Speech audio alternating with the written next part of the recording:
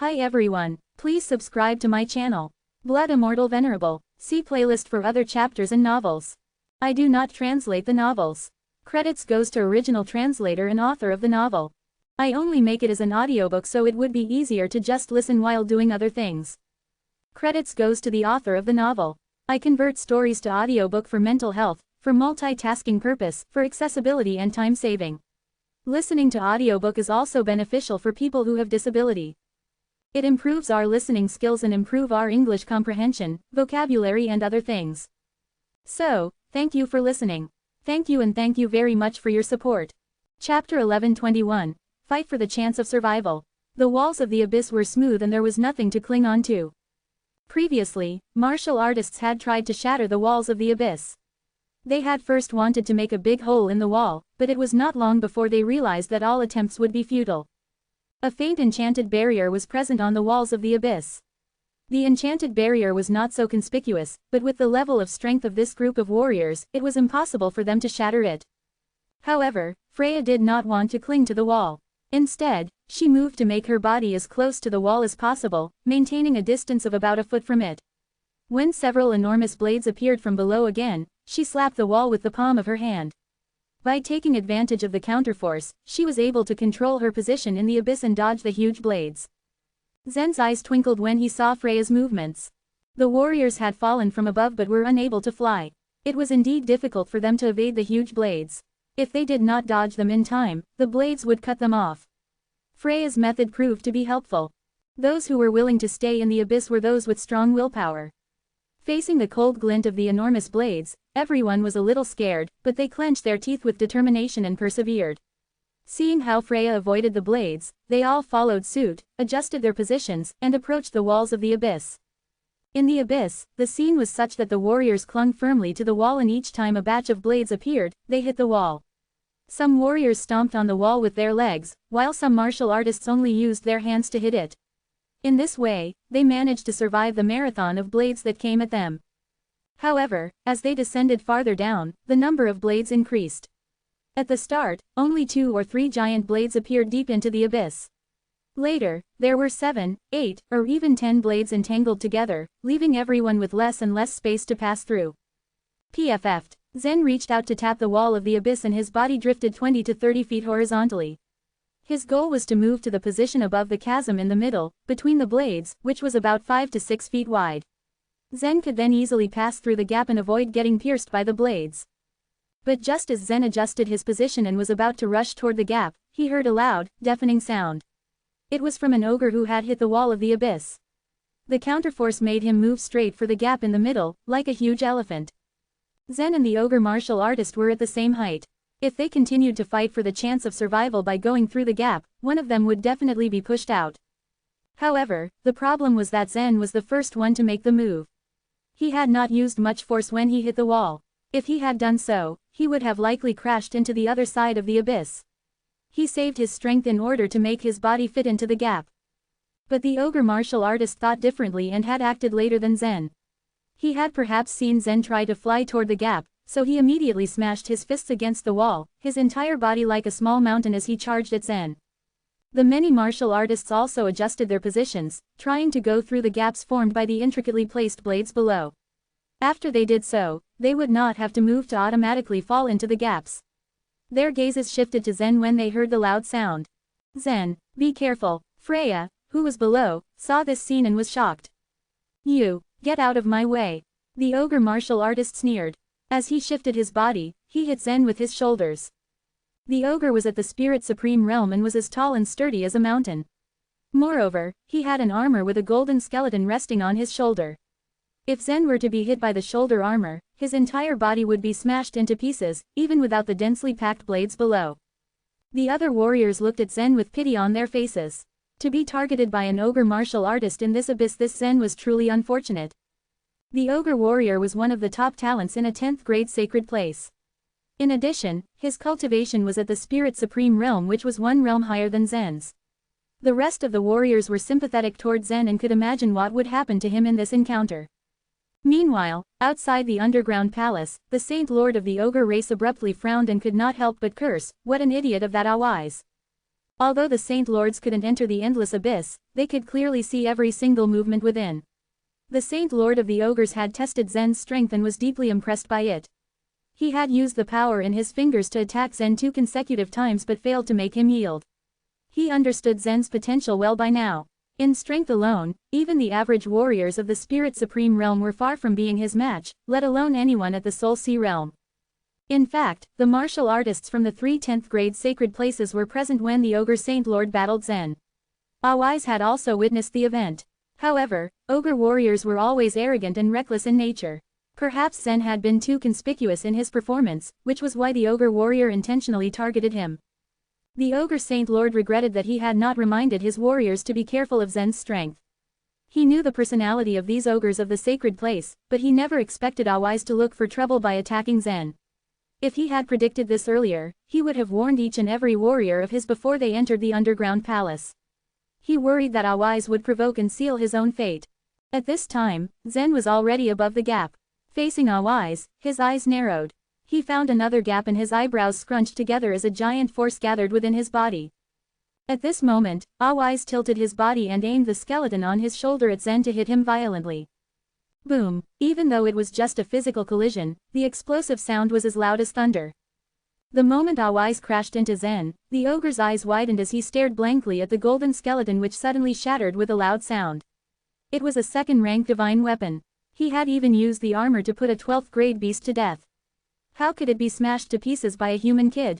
However, right now, Awais's biggest issue was not the broken golden skeleton armor.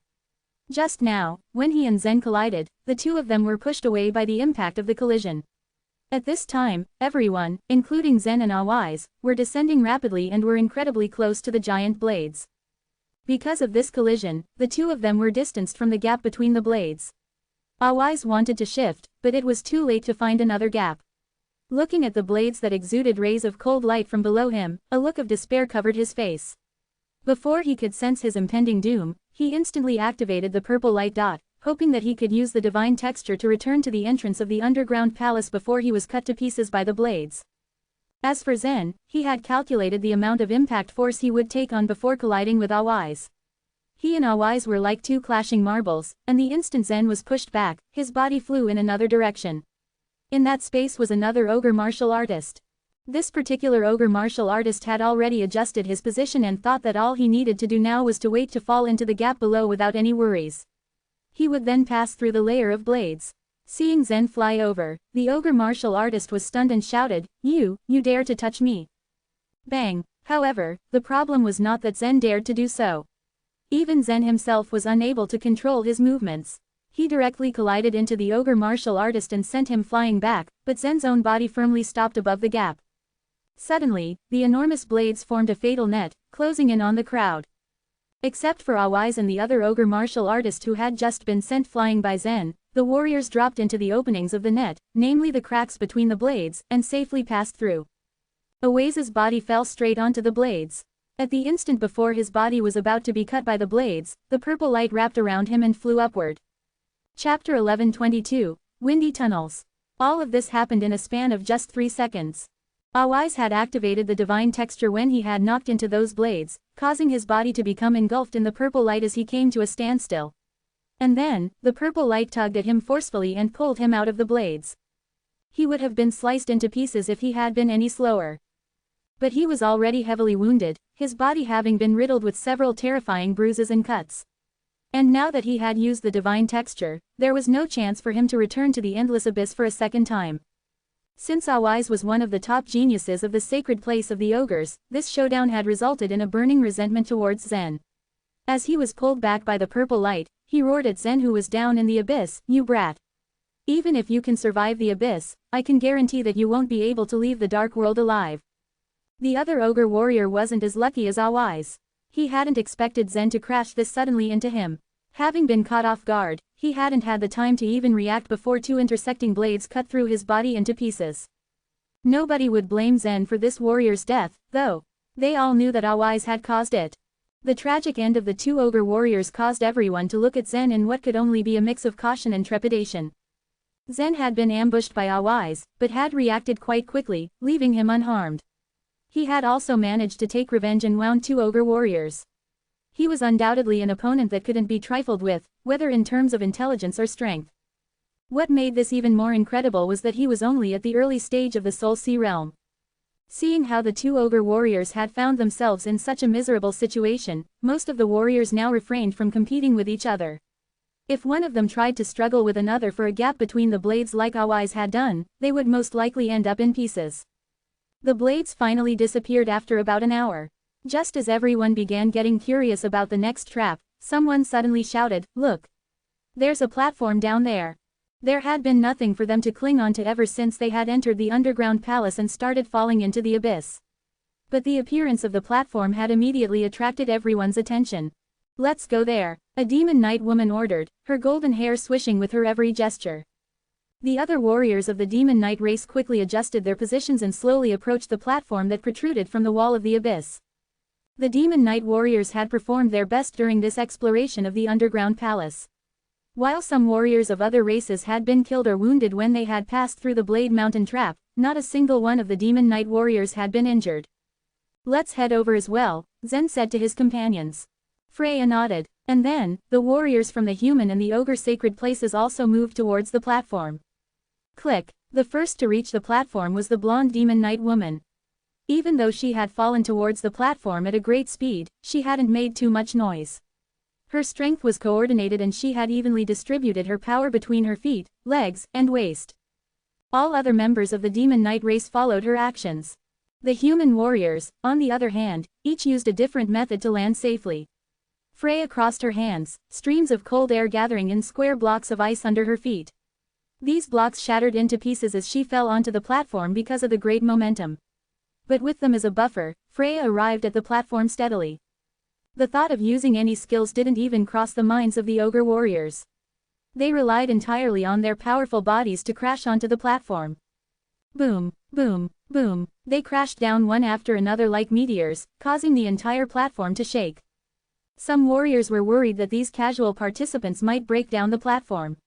But they knew that the ogres usually were outrageous and domineering in behavior, which was why they remained silent despite their worries.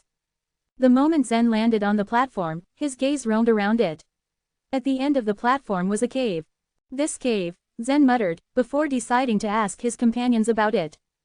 But Lavender interrupted him. "This is the first trial of the endless abyss. Whether or not you can obtain the reward will depend on your own abilities." The golden-haired woman from the demon knight race had already led her race members into the cave. Lavender's words propelled Zen into action and he walked unhesitatingly into the cave. The rest followed close behind. This cave was rather narrow but the humans and the demon knight members could still pass through it without any problem. The burly ogres, however, had to nearly squeeze through this narrow passage. They swore and cursed as they moved slowly forward into the cave, their voices echoing angrily. As they moved forward, they heard the sharp howls of winds emanating from the depths of the cave. The gusts blew fiercely. The whistling sound of these winds actually contained some sort of a rhythm, as if someone were playing a flute. Each sound was different in its pitch. Nothing unexpected happened in this abyss, so even though everyone was puzzled as to why there were such strong winds and such strange sounds, no one asked or said anything. They just silently advanced. After a while, the originally narrow path suddenly ended, revealing the entrance to another gigantic cave. Zen's gaze swept across the cave. He estimated this cave to be over 100,000 feet wide, and as high as 10 mountains being stacked on top of each other. Since this Supreme Lord was able to create a bottomless abyss, nobody was surprised to see such a large cave here. Wild winds flowed swiftly within this cave at a frightening speed.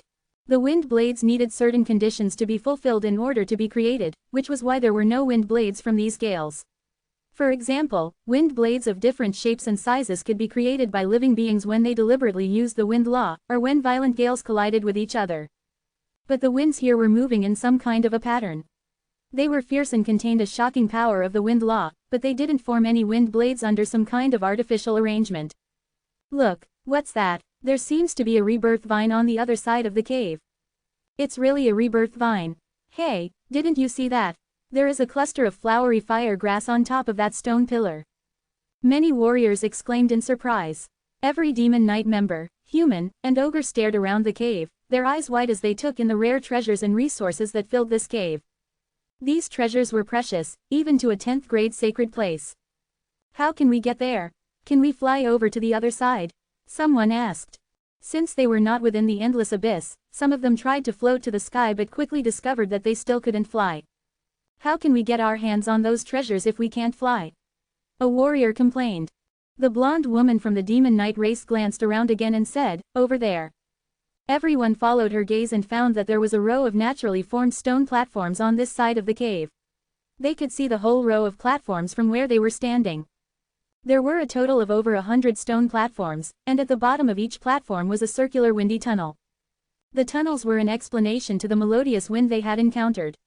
Strong gales blew out of these tunnels, and when these gales rushed out from below the stone platforms, it sounded like someone was whistling.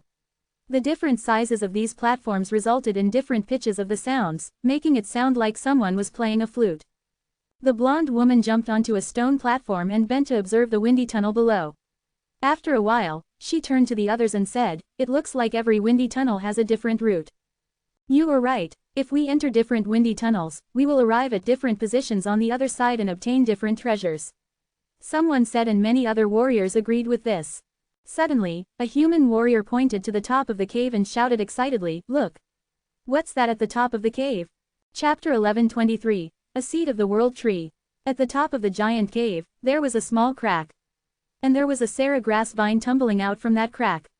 Its withered leaves were mere remnants growing against the shriveled stem.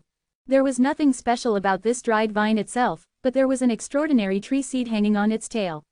The seed was the size of a thumb and bright yellow all over. And its surface was extremely smooth. It was unknown how many years it had been hanging there, balanced between the heavens and the lands beneath. Everyone was, however, engrossed in looking at numerous strange flowers and herbs in the cave. And because the seed was far away from them, nobody had noticed the small, shiny treasure. Suddenly, the loud, excited shout of a warrior attracted everyone's attention. All sorts of exotic flowers and herbs could be seen in this cave, causing everyone's eyes to water with zeal.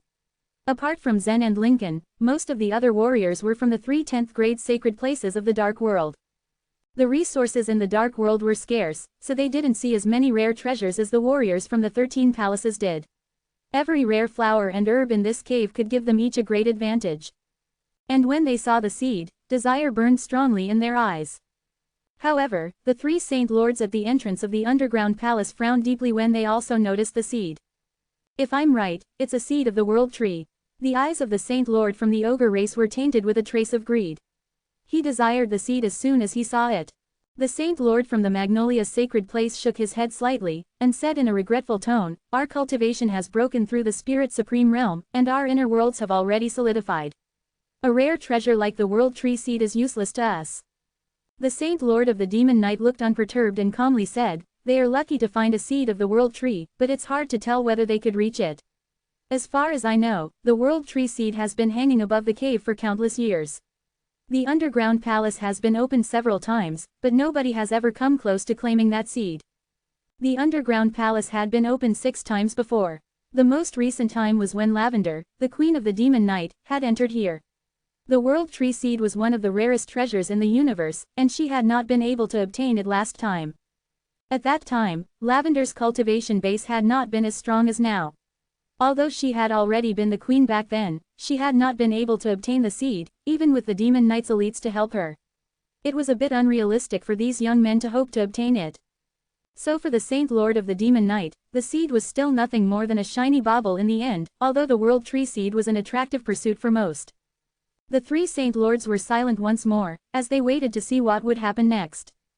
This is the legendary World Tree seed. It can transform into the very foundation of a warrior, and grow along with their inner world. The World Tree is more than just that. The World Tree seed can store the power of the world. After placing this small seed into one's inner world, it can greatly increase a warrior's strength. If a tree seed gets a warrior's life vitality seed to nourish it, it will spout, grow, blossom, and bear fruit. Then it will give birth to even more seeds, and it will increase one's strength countless times over. Many warriors were well versed in the World Tree's lore. The truth was that up until now, the World Tree seed had only ever appeared 5 times in the entire history of the universe. And in just these 5 times, the 2 warriors who got the World Tree seeds had become Supreme Lords upon claiming these seeds. There were many wonderful treasures in the universe. They were classified by usage, and there were thousands of categories of each. However, the World Tree Seed had one of the biggest differences from the many other treasures to be found. For example, this kind of treasure, which could directly work in the inner world, had a special classification called the elixir field treasure. As the name implied, the World Tree Seed was the type of inner world treasures which could work inside one's elixir field. This could give the warrior who claimed it incredible power and talent. For a warrior, their inner world was a relatively independent world. After the soul sea was opened, it could be used as a sumeru space. Many warriors would place their treasures into their inner world for safekeeping. However, the inner world was rather frail. Generally speaking, the items and treasures placed within a warrior's inner world would need to undergo a special process first. Furthermore, items like divine weapons could not work inside the inner world at all. Therefore, the elixir field treasures, like the World Tree Seed, were different. They were directly used within the inner world, and anything that could be called an elixir field treasure was a very rare find in the universe. Finding such a treasure was the dream of most warriors, yet it was the destiny of few. The World Tree Seed was considered a top treasure. According to speculations, treasures like the World Tree Seed had been passed down since the last Grand Era. In other words, if someone used one, there would be one missing. The number of seeds was therefore finite. Everyone present could hardly resist such a charm. The warriors had all lost control as greed roiled in their eyes. Every warrior was eager to get their hands on this seed. As long as they could claim it, the impact on their future would be huge. Freya stared at the seed and smiled. She turned her head and looked at Zen, who was standing beside her, and asked gently, "Zen, can you get it?" Freya was concerned with who would get the World Tree Seed as well, although she understood that it was impossible for her to compete against these warriors. First of all, her cultivation was considered almost the lowest among this assembly, not to mention that they were all the elite talents in the 10th grade sacred places. She was only a footnote to this historic event. However, hearing their heated discussion, Freya also felt some of their anticipation. Accepting that she might not be able to get it, she wondered about Zen. In her heart she craved the seed on his behalf. "Get out of the way. Let me go first." At this point, a tall and sturdy ogre pushed aside the other warriors and stepped forward. There were naturally formed stone platforms which were connected to each other by a small path at the edge of the cave. The ogre walked along this path, but as he looked at the seed at the top of the cave, and then at the row of stone platforms in front of him, a hesitant expression appeared on his face. This was not an easy task. The path was treacherous. All of the warriors present saw that there was a wind tunnel underneath each stone platform. If they jumped off the stone platform, they would certainly be swept into the turbulent winds and streams, and each stone platform would carry one to a different direction. This meant that the fall could end in different disasters. Since this Supreme Lord had planned such an arrangement, then there must have been a violent current underneath the stone platform that was also able to sweep a warrior towards the top. The problem was there were over 100 stone platforms in front of him. He did not know which one to choose. There were many stalagmites in the cave. Resting on each stalagmite, there were many rare treasures. Whichever stone platform he chose, it was possible that he would be able to get something in the wind below. If not for the World Tree Seed at the top of the cave, everyone would have a chance to obtain at least one treasure. They then could all leave in satisfaction with their treasures. But now, the other rare treasures were nothing as compared to the seed. They were nothing but worthless garbage. This ogre was a decisive person. After hesitating for a moment, he clenched his teeth, strode forwards, and rushed out. He did not choose a stone platform, but rather decided to directly leap into the air. The moment he leapt out, his giant body was sucked into a turbulent vortex. The force of the gale was terrifying. His elephant-like body was like a leaf being swept away in the gale, haphazardly moving along a certain path in the cave. "This turbulent current is rushing upwards," an ogre shouted excitedly. The other warriors immediately became anxious. There was only one seed, and if it was taken away by that ogre, the others would not have any chance then. However, at this very moment, the turbulent wind that was lifting the ogre up suddenly changed direction and violently swept downwards. The ogre, caught in this wind storm, didn't have any chance to resist at all. He had been only like a leaf floating in the wind, but now he plummeted, falling into the depths of the cave. Some of the warriors with good eyesight could see the unwillingness on the face of the ogre. Fortunately, when the ogre passed a stone pillar, he reached out and grabbed a precious fruit from the stone pillar. At least, he had gotten one treasure now. Having learned the lesson from this ogre, everyone became very cautious. They didn't want to take any action without consideration and they wanted to observe the turbulent wind's rules first. Zen leaned against the wall, looked at the seed of the world tree at the top of the cave, and asked, is the seed really that important? Of course, if not, then why did I let you agree to Lincoln's invitation? This world tree seed is one of my goals. You have to get it. Lavender answered in an unquestionable tone. But, the chances of getting it are so small. Zen shook his head in astonishment. His luck was indeed not bad, but it hadn't reached the point where he could accomplish anything he wished for. When he had absorbed the luck-devouring snakes during his tribulation, he had indeed been quite lucky, almost to the point where he had achieved what he wished for, but it had only maintained for a short period of time.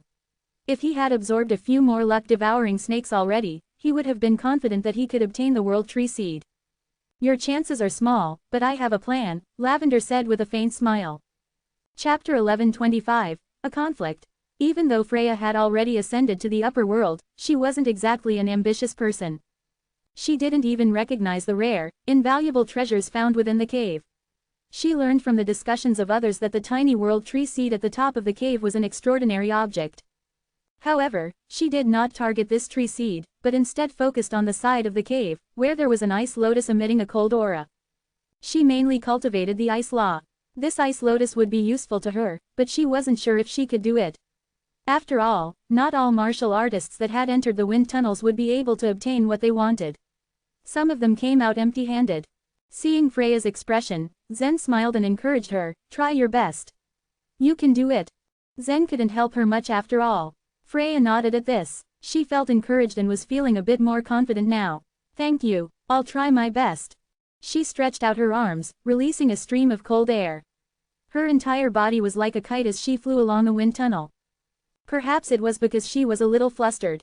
As she was floating in the wind tunnel, her petite body continuously twirled. After a long while, she finally managed to stabilize her body. Her eyebrows were knitted together, completely focused. She understood that although this ice lotus was valuable, it wasn't a life and death thing for her. However, when she thought that Zen was watching her from behind, she took it more seriously. She'd decided that she was going to get that ice lotus. Still another 100 feet. As Freya was getting closer and closer to the ice lotus, her expression became increasingly solemn. Although these wind tunnels didn't intersect with each other, the wind still caused her to sway back and forth every now and then. Here it is. Freya stretched out her hand when she saw that the ice lotus was just inches away from her now. Just as she was about to reach for the ice lotus, her body was suddenly dragged towards the opposite side by the violent and strong wind. Her hand was still reaching for the ice lotus. She gritted her teeth as an icy blue ribbon appeared in her hand, sweeping towards the ice lotus. As the ice lotus was pulled by the ribbon, an extremely cold aura burst forth.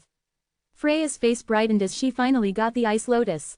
Whoosh, whoosh, whoosh. Soon she was standing on the other side of the cave. She held the small ice lotus and examined it for a while.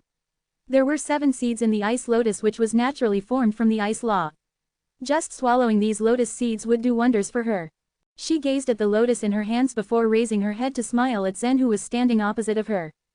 Just then, a tall figure walked towards her. It was an ogre martial artist. He looked down at Freya, an evil grin on his face. 10 life vitality jades, and the ice lotus is mine. Freya's expression shifted. She worked so hard for this. 10 life vitality jades were nothing compared to that. In addition to that, she loved the ice lotus so much that she wasn't willing to sell it at all. But the bidder was a spirit supreme realm martial artist. In terms of both cultivation and strength, he was much stronger than Freya. Clang! The ogre martial artist despised Freya. Before she could respond, he took out 10 life vitality jades and threw them on the ground. Then, he stretched out his fan-sized hand and demanded, "Give the ice lotus to me." Freya pursed her lips, her eyes showing a trace of stubbornness. She took 2 steps back. "I don't want to fight, but if you don't understand." The ogre martial artist didn't expect that Freya would dare to refuse. He was about to make a move. However, at that moment, another burly figure appeared in front of Freya. It was Lincoln who had also entered the cave. Freya had followed Zen all the way here. Lincoln couldn't just stand by and watch Freya get treated like this without doing anything. As Lincoln stood in front of Freya, all of the other ogre martial artists surrounded them. They were like small mountains as they stood in front of the two. On this side of the cave, there were also many human martial artists. Besides Adrian and A-Flat, there were the talented martial artists of the Magnolia Sacred Place. They all just stood by and watched the drama unfold as Freya and Lincoln weren't members of the Magnolia Sacred Place. The martial artists of the Demon Knight wouldn't get themselves involved in this kind of thing either. Lincoln looked very calm and the wrath of the ocean on his forehead was shining with a faint cyan light. He was at the later stage of the Soul Sea realm, so it wouldn't be too difficult for him to defeat the Spirit Supreme realm martial artists. However, over 10 ogre martial artists at the Spirit Supreme realm weren't easy to deal with. You little brat, if you know what's good for you, you're going to give me that ice lotus. Do you really want to lose your life for this? The ogre martial artist sneered. Lincoln didn't move out of the way. He was a decisive killer. The ogre martial artist's words didn't deter him at all. He was scheming on how he would counterattack once his opponent attacked. Freya turned pale with fear. She hesitated as she looked at the ice lotus in her hand. Suddenly, she heard a voice. Then, her eyes flashed and she said, "You're right. I don't want to die for this. I'm giving it up." A puzzled expression appeared on Lincoln's face. When he turned his head, he saw Zen standing on a stone platform across from him. His expression was calm but Lincoln could tell that something else was going on. That was how he figured that he didn't need to do anything to help, so he stepped aside. The ogre martial artist received the ice lotus with a smile and said with satisfaction, "Human girl, you are very smart." Freya smiled gleefully. However, the ogre martial artists didn't know that she wasn't smiling at them.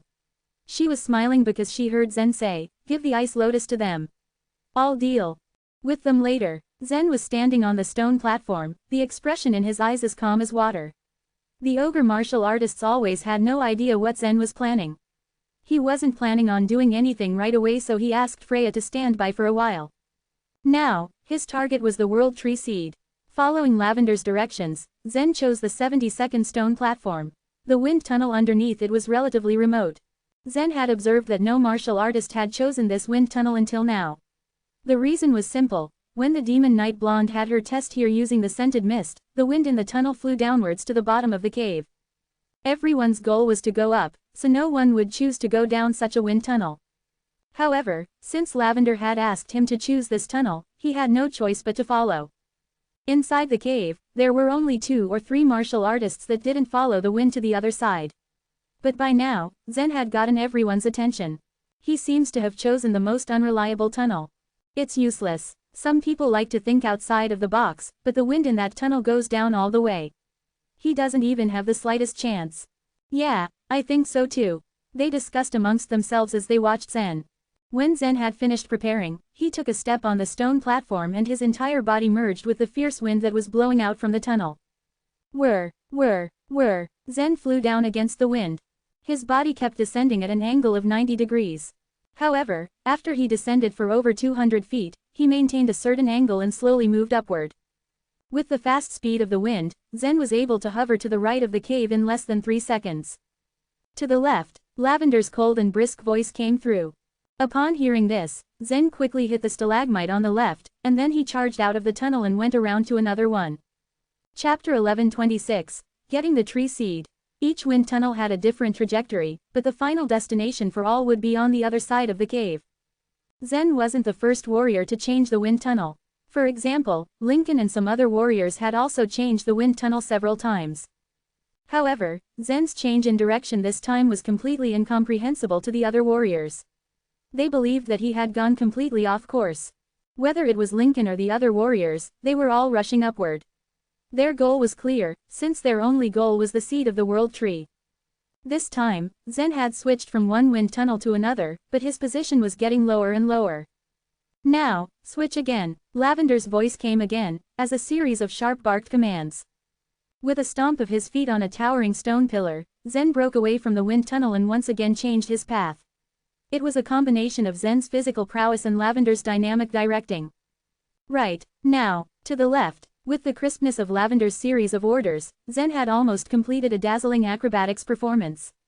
His body was a whir against the air as he darted and thrust, changing direction like a bird in flight. He leapt into the cave with the help of the wind, but he still stayed at the bottom of the cave. "Look at this guy, is he here for doing acrobatics?" a warrior said as he looked at Zen in a stunned daze. Even now, Zen still hadn't been able to claim a single treasure. However, his movements made many warriors silently admire him in their hearts. If it were them, it would be difficult to have managed such aerial maneuvers, especially when they were all being swept away by the strong gales. After changing between wind tunnels 13 times, Zen arrived at the very center of the cave. When Zen reached the center, a strange phenomenon occurred. At this moment, Zen was neither advancing nor retreating. He was floating, suspended in the middle of the air.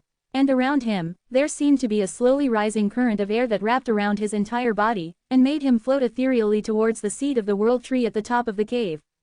What's going on? This guy can't be flying by himself, right? This place clearly doesn't allow us to fly. I think there is a rising wind that is directly lifting Zen up. Witnessing this scene, Freya became extremely excited. The difficulty of getting the seed of the world tree was so great that Freya did not even dare to think about it. There seemed to be nothing now that could stop Zen. A look of excitement also appeared on Lincoln's face. Although he had not obtained this seed of the world tree, Lincoln had always been in awe of the people who were stronger than himself. Lincoln could only respect him for doing what they had thought impossible. As for the warriors of the 3 sacred places of the dark world, their eyes were almost spitting fire as they were also calculating Zen's strength at the same time. In any case, this guy didn't belong to their 3 sacred places, so no one would back him, even if they killed him. They would not let him take the seed away. They began to plan how they could take the seed away from Zen once he came down again. Outside the underground palace, the 3 sacred places Saint Lords all had gloomy looks on their faces. This was not an outcome that they had envisioned. In fact, the Saint Lord of the sacred place of the ogres really wanted to send a message into the underground palace to ask his warriors to snatch that seed of the world tree away from Zen. His inner world had already solidified, and this world tree's seed was no longer of use to him. However, if he were to offer this seed of the world tree to another high-ranking warrior, he believed that he would obtain a good return. But since that young man had obtained the world tree's seed, he definitely wouldn't be so foolish as to keep it. He would definitely swallow it as soon as he got it. Then it would be out of the Saint Lord's reach forever. The look on the face of the Saint Lord of the human sacred place immediately became indifferent, but his eyes revealed an appreciation that couldn't be hidden. However, he was extremely confused about just how this young man had found that way to make the ascent. There were over 100 wind tunnels in this cave, and there were loads of changes. However, Zen had been able to switch between the wind tunnels and accurately reach the center of the cave. He even knew that there was a gentle, slowly ascending whirlwind. This was definitely not a coincidence. He must have had some prior knowledge. This suspicion also existed in Zen's heart. When he was lifted up by this light whirlwind, Zen asked, "Lavender, how did you find this way?" Lavender smiled. "In the past when I came to explore this cave, I already knew the principle of this cave. I also used the scented fog to outline the tracks of over 100 wind tunnels, and only then did I realize that the wind tunnels in this cave were actually arranged in accordance to a certain array. This array was an ancient array.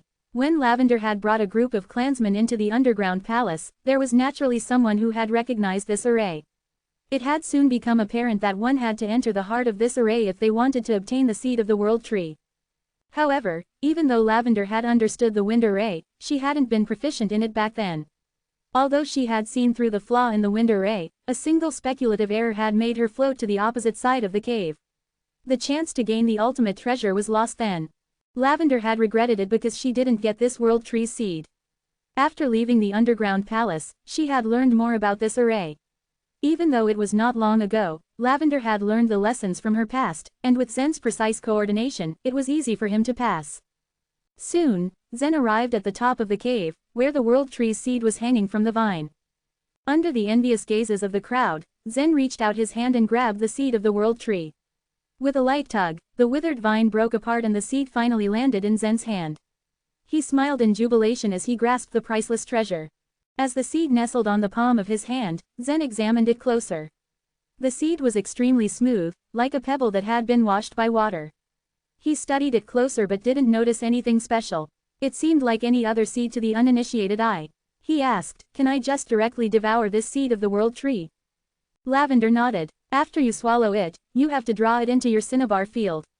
The seed will take root and sprout in your internal world." "But there is a problem," Zen said, with worry etched on his face. "What problem?" "Since this seed of the world tree is planted in the inner world, it will grow by absorbing the life vitality, right?" Zen asked again. After some thought, Lavender said, "You're right. Are you worried that it will not absorb your chaotic energy?" Zen nodded. Lavender shrugged, indicating that she didn't know either. After all, even Lavender had never heard of such a situation, where one could have no life vitality in his cinnabar field. Zen didn't think too much about it. He couldn't possibly give up on this world tree's seed because of a minor worry, right? He wasn't that stupid. However, just as Zen was about to swallow the world tree's seed, a tall and sturdy warrior from the ogres roared from the other side of the cave, "Human brat. Put down the seed, and I can ensure your safety when you leave the underground palace later. But if you dare to swallow it, I can guarantee that this underground palace will be your grave." Zen floated at the top of the cave, looking down at the ogre warrior with ridicule on his face. He did not place much stock in the brute's threat. Just now, this ogre warrior was the one who had snatched away Freya's ice lotus. Zen had already decided earlier, when the ogre had offended Freya, to kill this ogre warrior. However, this fellow still dared now to threaten him. Besides laughing in ridicule, Zen could only sneer. With a grin, Zen swallowed the seed in one gulp.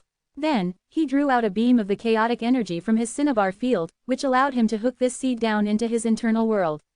Zen paused then and waited for a reaction. The chaotic sea in Zen's body was still calm, not even a ripple could be seen. As for the other warriors, whenever they activated their cultivation methods, the soul sea within their bodies would stir up great, stormy waves. But, this rarely happened to Zen's chaotic sea. This chaotic sea, which was condensed of chaotic energy, seemed to be much thicker than the life vitality seas which other warriors commanded. Pop! After the seed of the world tree had fallen into his cinnabar field, it went straight into Zen's chaotic sea. There was only a ripple on the calm surface before it sank and disappeared. "That's it." Sensing this continuing stillness, Zen asked Lavender. Lavender shrugged and said, "What else do you want? The seed has already fallen into your cinnabar field. No matter what you do, you can't take it out now. Just wait and see. It will take some time for the seed of the world tree to take root and sprout." Hearing this, Zen nodded, and his eyes once again turned to that ogre warrior. As the ogre warrior saw Zen swallow the seed of the world tree like that, he felt a great pain in his heart, which made him feel like his heart had begun to drip with blood. Of course, it wasn't just him who was in a bad mood, the other warriors weren't happy either. They had all coveted the world tree's seed. Most people had this mentality. When they were unable to obtain something, they often wished for others to be unable to do so as well. Chapter 11:27, Fight the Ogre Warrior. The warriors, including the ogres, humans, and the demon knight members, stared at Zen with dark eyes. The seed of the world tree has been swallowed by him. Can we get it back by cutting open his stomach? That is impossible. Once an elixir field treasure is devoured, it enters the warrior's inner world. If we kill him, the inner world will collapse as well, and then everything within will be annihilated. Then we can do nothing about it. Once an elixir field treasure was devoured, not even the person who had swallowed it could take it out, let alone someone else. Zen, who was floating at the top of the cave, had not moved an inch. From what Lavender had told him, it would be best if he rested for a moment after swallowing the world tree's seed, so that it could sink safely into the sea of chaos in his belly. As for the other warriors in the cave, their gazes reflected their desire to kill Zen, but he turned a blind eye to them. While everyone was deep in discussion, the ogre warrior smiled widely. His smile was ferocious. Anyone could see that the ogre wished to devour Zen in one go. "Kid, I already warned you before. If you dare to swallow the seed, this underground palace becomes your grave." The platform across the cave was small. But as the ogre warrior released his aura, the other warriors began to retreat. "He has the ancient evil ape bloodline. That bloodline is very pure. Once that human brat comes down, we will work together to attack him. Perhaps the world tree's seed hasn't entered his elixir field yet." Zen's previous performance had made the warriors of the 3 10th grade sacred places wary of him. But when the ogre warrior who had activated the ancient evil ape bloodline took the lead, the others responded in unison. If they killed Zen, there might still be a sliver of a chance to win over the world tree's seed. If they did not act now, that chance would cease to exist. Under this increasing greed, the warriors would easily lose their heads. After all, obtaining a world tree's seed meant that their future paths would expand and their destinies would become full of countless possibilities. In addition to that, no one wished to live in their barren supreme world forever. In comparison, the demon knight warriors were much more reserved. The blonde-haired woman of the race pulled her people into a corner. Although she was disappointed that Zen had obtained the world tree's seed, he had done so with his own strength. Other than Zen, no one saw through the true trajectory of the gusts of wind. The woman was puzzled. How did Zen manage to find the correct way in so many gusts of wind? Zen floated at the top of the cave, quietly watching the crowd of warriors. His eyes were calm as he waited in silence. After about 5 minutes, he sensed a strange feeling come from his elixir field. When the World Tree's seed sank into the chaotic sea, Zen could no longer sense its existence. The seed sank slowly in the sea of chaos. Eventually, it reached the bottom. As it did so, the originally smooth seed revealed tiny, slender tentacles. As the tentacles extended out, they quickly took root in Zen's elixir field. Once the World Tree's seed took root, he felt its existence again. In a sense, the seed had already become a part of Zen's body. All right, it's done. The corner of Zen's mouth curled up slightly as a faint malicious aura surfaced in his previously calm eyes. The spiraling gusts of wind originally maintained a delicate balance. As Zen leaned forward slightly, his body glided forward and was soon sucked into a gust of wind, flying toward the other side of the cave. Seeing Zen flying downward, the ogre warrior with the ancient evil ape bloodline roared aloud. At the same time, he took out a giant hammer from his Sumeru space. The hammer glinted with dark golden light. Suddenly, both of his eyes turned red. The ancient evil ape's aura that surged from his body was incomparably formidable. Even Freya, who stood far away from him, had a deathly pallor under the pressure of the aura. Lincoln, on the other hand, had a cautious expression on his face. He knew that the moment Zen descended, he would face a fierce battle. The ogre warrior was planning to use his dark golden hammer to smash Zen into a pulp the instant he descended. Under the watchful eyes of everyone present, Zen flew along the gusts of wind and landed on the ground. With an indifferent smile on his face, he leisurely took out a sword from his space ring. Thunderwind Divine Sword, this boy is from Mist Palace. The moment Zen took out the sword, the human Saint Lord's face became grave. The Saint Lord of the Magnolia Sacred Place immediately saw through the origins of the sword in Zen's hand. From the start, the Saint Lord had suspected Zen's and Lincoln's origins. As per common sense, with such strength at their cultivation levels, they must have had a powerful background in the upper world. The Saint Lord had planned to engage in a talk with Zen and Lincoln once they left the underground palace. If the two of them were truly independent warriors, he would have liked to invite them to the Magnolia Sacred Place. However, the strength that Zen displayed caused the Saint Lord to be certain that his origins were not so simple. His deduction was turning out to be true. The moment Zen revealed his Thunderwind Divine Sword, the human Saint Lord recognized it. The sword used to belong to Kiran Shao. There is only one possibility, and it's that this boy comes from Mist Palace. It isn't strange for him to show such strength. The human Saint Lord sighed, a hint of disappointment appearing on his face. He could see through the origins of the sword. However, the other warriors in the underground palace could only see the grade of this sword. A first-rank divine weapon. It is indeed a first-rank divine weapon. How did this rascal come to possess such a treasure? As the saying goes, never reveal your wealth. You are only at the early stage of the Soul Sea realm, yet you dare to use a first-rank divine weapon to brag about your possessions. Ha, it is not that we want to kill you, it is you who seek death. The ogre warrior taunted Zen.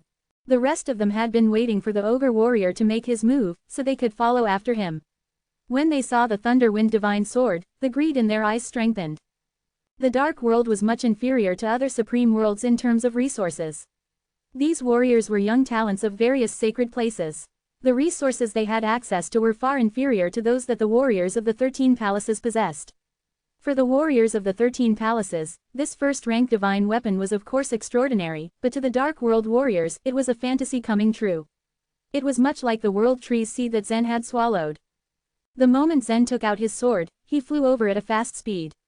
The ogre warrior with the ancient evil ape bloodline raised his dark golden hammer.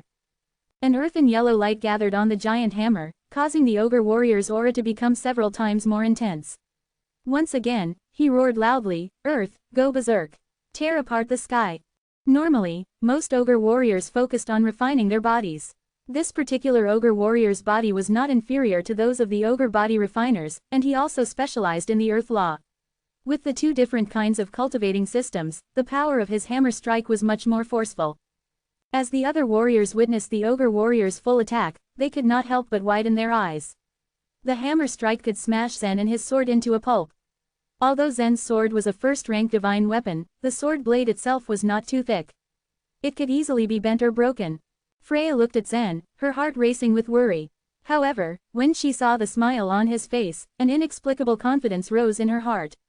Zen certainly knew how to deal with this. The moment the ogre warrior swung his hammer, the Thunderwind Divine Sword in Zen's hand charged at his opponent. Zen did not choose to dodge the ogre warrior's attack, Rather, he faced him head-on as he wielded his sword. Chapter 11:28, A Loop. The moment Zen decided to face the ogre warrior's hammer head-on, a lot of people thought that he had lost his mind.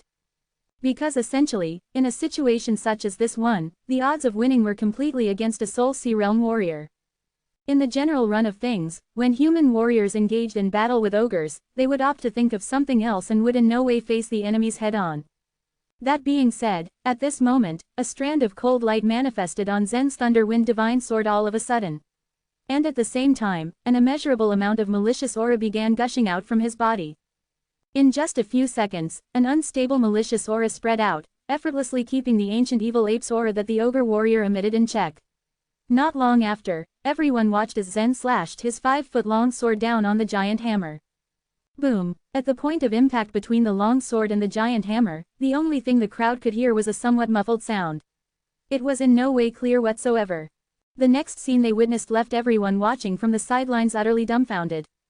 The earth law which had been enveloping the dark golden giant hammer had just gotten shattered by Zen's sword with such ease. From the looks of it, the slash from Zen's sword came out with a relentless force, splitting the giant hammer in half without difficulty. It was worth mentioning that the ogre warrior's hammer had already been infused with his full power. If it were in the lower world, even a continent would collapse from that mighty hammer strike. Be that as it may, Zen wasn't the slightest bit fazed. Quite the opposite, at the swing of his sword, it gave the impression that the giant hammer was made of tofu from the way that it had been split into two, ending up in such an unthinkable form. On top of all that, one more thing that had been cut in that same moment was the body of the ogre warrior himself. It should be pointed out that the ogre warrior, in no way, underestimated Zen's capabilities. What happened with Zen and the other two ogre warriors in the endless abyss was still vivid in everyone's mind. By now, they probably would have realized already how they should not be writing Zen off just because he was still at the early stage of the Soul Sea realm. In silence, each of them thought that they should keep a watchful eye on him. In any case, the ogre warrior had taken the initiative just now, given the fact he actually thought highly of Zen as his opponent. That was also the main reason why he let out his bloodline's power during the battle. What he had in mind was that he needed to give Zen a lethal blow the second he came into contact with the ground. Unfortunately for him, there was just no way he could have known that Zen would end up using quite an intimidating method such as using his sword to directly clash with his own giant hammer. Apart from that, he never could have possibly thought that the power expelled by Zen's sword would be so far beyond what he had expected it to be. Puff! And just like that, a mountain-like body along with a 10-foot-long giant hammer had been split in half by Zen. A bone-chilling amount of blood gushed out in all directions. Most of the warriors made use of their life vitality to cover themselves, protecting them from the blood that was spurting towards them. Zen held his sword horizontally. The blade of the sword quivered and the blood on it vanished in an instant. After that, he gently moved his hand and pointed the sword toward his own finger. The long sword proceeded to go into his space ring. From within the Sumeru space, Zen had been utilizing a place to serve as his weapon storage area. He had actually constructed a row of sword racks that held sword-type weapons in particular. So, when the Thunderwind Divine Sword went into the Sumeru space, it directly perched itself on one of the sword racks. Ancient Evil Ape Bloodline, meh. Shooting the lifeless body of the ogre a quick glance, Zen stretched out his arm to reach for his space ring. He forcibly removed his spiritual mark and poured out all of the items stored inside it. A warrior's space ring tended to contain a lot of various items. After picking up the icy lotus from all of the cluttered items spread out on the ground, Zen didn't even bother paying attention to anything else. Most importantly, he didn't so much as bother paying any attention to the hundreds of life vitality jades lying on the ground. With the icy lotus in his hand, he approached Freya and told her, "Next time, if you come across a situation such as this one, try not to fight back. You should just ask me to lend you a hand." Freya was in a state of euphoria at the moment. In her eyes, Zen had the appearance of a superhero. Just how many people would be willing to do something for others? Probably not a lot. She understood full well how genuine Zen's words were. From the moment he grabbed the space ring to the point when he picked up the icy lotus, Zen was perfectly laid back, keeping his guard lowered down. The other warriors who had intended to gang up on him before had been caught completely off guard, simply keeping silent as they watched him move. In spite of the fact that they had been planning to come at Zen all at the same time, they couldn't gather the courage to pull it off. As they marveled at the lifeless remains of the ogre warrior, they could already tell what the outcome was going to be if they were to raise arms against Zen. The strength this guy possessed was comparable to that of a devil, and these people, who were merely at the spirit supreme realm, wouldn't even be worth mentioning before Zen. Deep inside, a few of those warriors couldn't help but feel an immense fear. With regards to the other ogre warriors, their hearts had obviously been brimming with so much anger after they witnessed how Zen had completely disgraced their companion by throwing the items he had within his space ring all over the ground. Out of all races, the ogre warriors could probably be considered as the most prideful one. If they could bring honor to their race, they would have no qualms about putting their lives on the line. Meeting their death while standing on the battlefield would even be a great honor. In spite of feeling that way deep in their hearts, at the moment, not a single one of them could muster up the courage to anger Zen. No one could even hold him responsible for anything. Let's go ahead. Refining this icy lotus should be of huge benefit to you, Zen told Freya, letting out a soft smile before turning around and walking away. Nodding her head in response, Freya stored the icy lotus in her space ring and proceeded to follow after Zen. As she walked by the remains of the ogre warrior, she saw up close what a mess was left all over the ground. In that pile, there were many rare and precious objects, and the hundreds of life vitality jades scattered all over was in no way a meager amount of wealth. A tinge of hesitation crept onto her face. Considering that the ogre warrior had died at the hands of Zen, these items now technically belonged to him. So, wouldn't it be such a waste to leave them lying on the ground? In any case, Zen didn't pick them up, so she opted not to take anything from it as well. That was the least she could do to make sure he didn't lose face. After a moment of hesitation, she ended up deciding to let it go and simply continued walking behind Zen. With the match reaching its conclusion, the warriors of the Demon Knight along with the human race left as well. As for the ogre warriors, they picked up the lifeless body of their own kind and gathered all of the things that had been left on the ground. It should go without saying that all of them had a despondent look on their faces. There's no way our Saint Lord will ever let this human brat go scot-free. This human brat is bound to leave the underground palace at some point. When that time comes, our Saint Lord will most certainly put an end to him. The Saint Lord is gonna help us get retribution.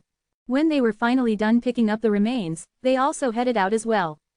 After making their way through the gusts of wind, the group drifted into the other side of the cave. Eventually, they made it back into the abyss. Without thinking much of it, Zen just went ahead and jumped down. Lavender had already mentioned to him before what the endless abyss was like. If he were to keep on falling down this abyss, he would have a way to preserve his life and get his hands on precious treasures. In truth, the Supreme Lord from remote ages actually even gave every single one of them an opportunity to turn back, bestowing all of them with a divine texture that would let them return to the entrance of the underground palace. Following closely behind Zen, Freya promptly jumped down as well, with all of the other warriors behind her also following suit. It seems that the endless abyss really doesn't have a bottom. If we're falling down like this, then when is it going to stop? Zen asked Lavender as they were falling. With a faint smile creeping onto her face, Lavender replied, "Indeed, there is no bottom to the endless abyss. The reason for that is because the Supreme Lord from remote ages made use of a special technique to connect the top and bottom parts of the abyss. The truth is that it's actually just a loop." A loop? Zen was a bit taken aback. When you reach the bottom of this abyss, what happens is that you just return to the top, without even noticing it. You may be feeling like you're ceaselessly falling down, but in reality, you've only been spinning in a loop, giving you the impression that you are in an abyss without an end. Despite being warriors with exceptional capabilities, it was still impossible for any Supreme Lords to set up a bottomless abyss that would go against the limitations, Lavender explained to Zen in great detail. Nodding his head in response to what she said, Zen was finally able to wrap his head around the concept and find out more about the endless abyss. You might not have realized it yet, but after what you have been through so far, you've actually already completed one full lap around this loop. Of course, after that comes the second lap, Lavender added. All in all, how many laps did you make back then? Zen asked straightforwardly. 4 laps. When I reached the 4th lap, the things I had to come face to face with became much too dangerous, so I had to give up, Lavender flatly answered. Despite merely being at the Spirit Supreme realm at that point, Lavender had actually become a queen already. She was quite an honorable queen that she even held sway over the Supreme Lords of the Demon Knight, so she by no means lacked any sort of resources. It was due to her being concerned of her own safety that she decided to just give up. However, you can't give up this time, Lavender went on and added. Chapter 1129, Freezing Cold. Lavender had high hopes for Zen. To be exact, she didn't just have high hopes, she had placed her entire faith in him. It wasn't because he was the only person in the universe who could help her. Lavender knew well that she could contact her old subordinates once she ascended to the upper world. She'd even be able to ask help from Supreme Lord Leroy. However, there was just that gut feeling inside of her that knew Zen would be the one to ultimately help her regain her throne. Opening the entrance of the underground palace might have been coincidence, or it might also be another manifestation of Zen's incredible luck. Lavender remembered her own journey within the abyss of the underground palace in the past. She hadn't been able to pass the 4th round, which was a great pity on her part. This underground palace in the dark world held a lot of secrets, some even more special than others, and she failed to uncover them at that time. That was why Lavender added those words. However, all Zen did was nod, and that was when she knew that her worries had all been unnecessary. She should know by now that Zen wasn't someone who gave up easily. She had not forgotten his trial back at the Killing Sword Mountain, where each step was torture and took everything from him. However, even if Zen consistently reached his limit, he never backed down. He was someone who never gave up, someone who gave it his all and then some more. There had been no need to remind him. Lavender was the Demon Knight race's sharpest sword. She had led her entire race to conquer many supreme worlds. Each step she took was tinged with the blood of her enemies. She wasn't warm, far from it. Lavender was cold and ruthless, a hardened killer, but there was this sense of relief every time she shrank into Zen's body. There was just this feeling of security she had with him. Falling into this endless abyss meant endless and unexpected dangers for all of them. A split-second distraction was all it took for one to lose his life. However, Lavender did not feel the slightest bit of worry. And that was all because of him, Zen. Whoosh! The aforementioned young man wasn't aware of the things currently running through Lavender's head. He was way too focused on his fall. The previous Blade Mountain trap hadn't posed that much a threat, but that only meant that things were about to turn up a notch soon enough. If he ever felt that the next round was too dangerous, then he would urge Freya to activate the divine texture first. He didn't care about the others, only about those who chose to follow him like Freya, so he would always prioritize her safety. Just as he decided on this, a cold chill came from below. The temperature has dropped. This must be the extremely cold test, Lavender said. True to what she said, the more they descended, the colder the endless abyss got. A couple of meters down, Zen noticed white frost appeared on the walls, indicating just how frigid the temperature had gotten. Zen could feel his own body temperature decrease.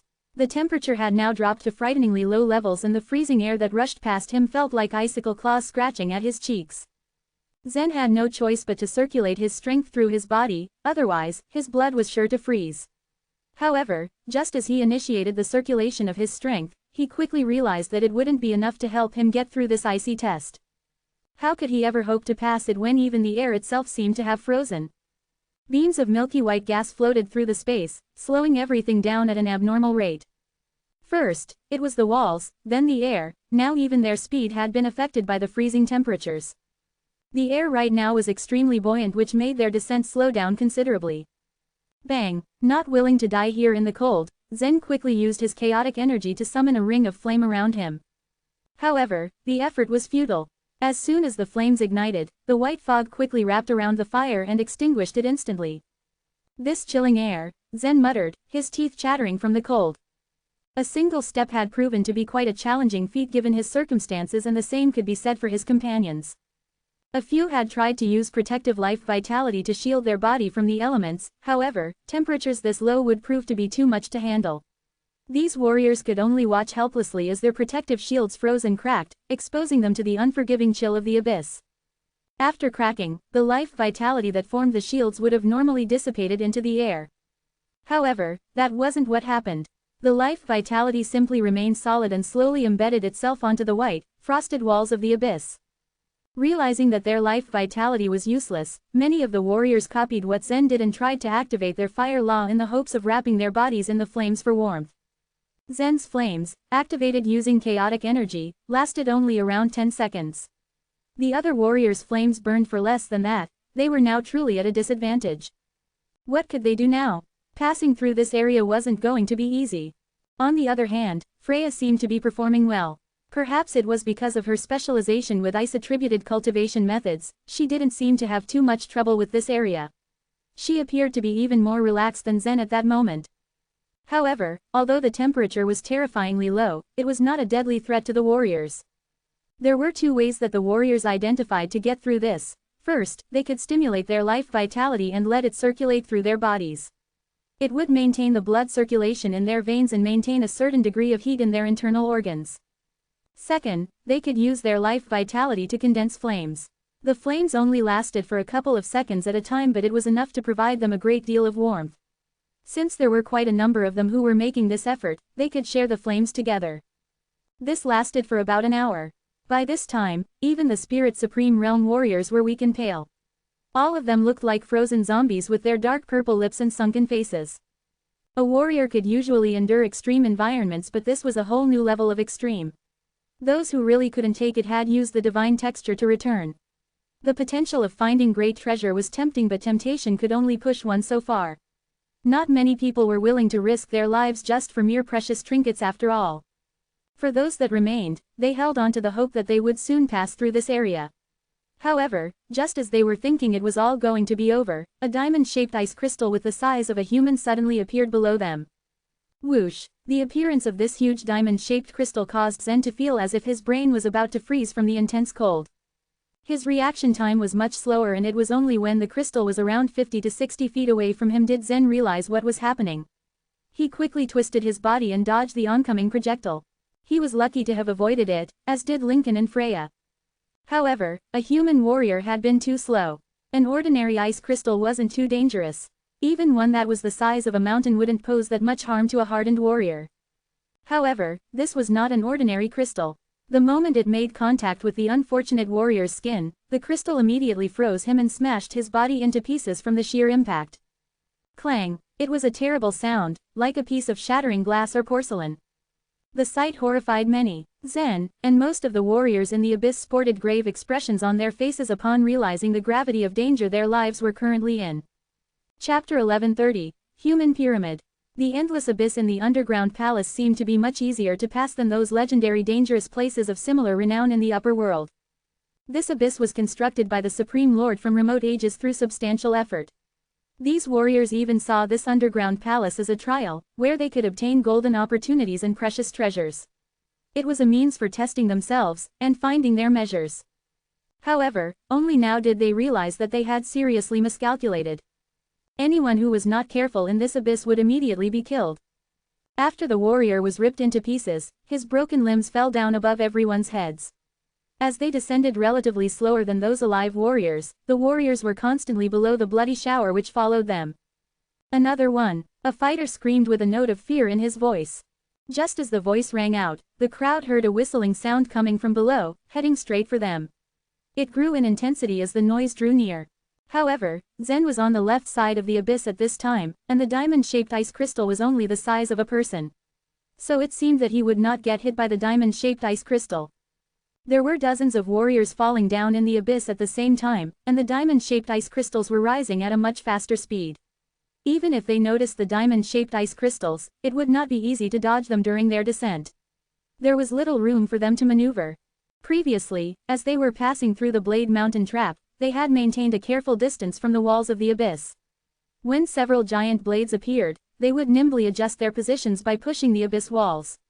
But now there were ice spikes growing on the walls, so this method was obviously no longer suitable, as the walls had become like a giant cheese grater and would shred anyone who came too close to them. The assault of these diamond-shaped ice crystals were like the uncertain coming of a death god, killing indiscriminately. The fate of most martial artists in the abyss could now only depend on their good luck or bad luck. Whoosh! In almost the blink of an eye, the diamond-shaped ice crystal shot toward Freya at an extremely fast speed. She instantly froze in place as she saw death hurtling towards her. Seeing the diamond-shaped ice crystal shooting towards her, Freya's face paled. She tried her best to avoid the fast-approaching death object, but she was unable to fly into the air, and had no way to gain the momentum to change her position. The difficulty of avoiding it was simply too great. She watched helplessly as it approached. At the last second, she almost twisted her waist into a bow, but was still unable to avoid the diamond-shaped ice crystal. That human girl is going to die. The other warriors all thought. Freya had almost stopped breathing as she stared at the diamond-shaped ice crystal with a look of sheer despair on her face. As what she had already seen before, the only result she could achieve was to freeze, and turn into ice scraps after being hit by the diamond-shaped ice crystal. Because the speed was simply too fast, she didn't have the time to crumb the divine texture to return to the entrance of the underground palace. At this moment, a black ray of light shot overhead at an even faster speed.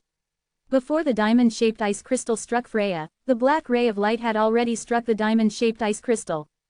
Clank, clank, clank, the black light had hit and instantly shattered the diamond-shaped ice crystal, showering Freya with its icy remains. When the diamond-shaped ice crystal exploded, it had released strong cold energy.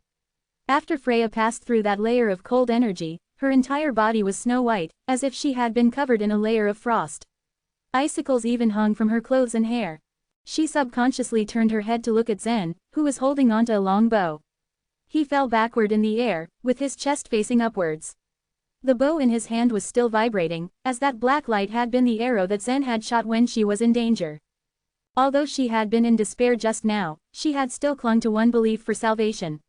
At this time, only Zen could save her. However, an apologetic look appeared on her face all of a sudden.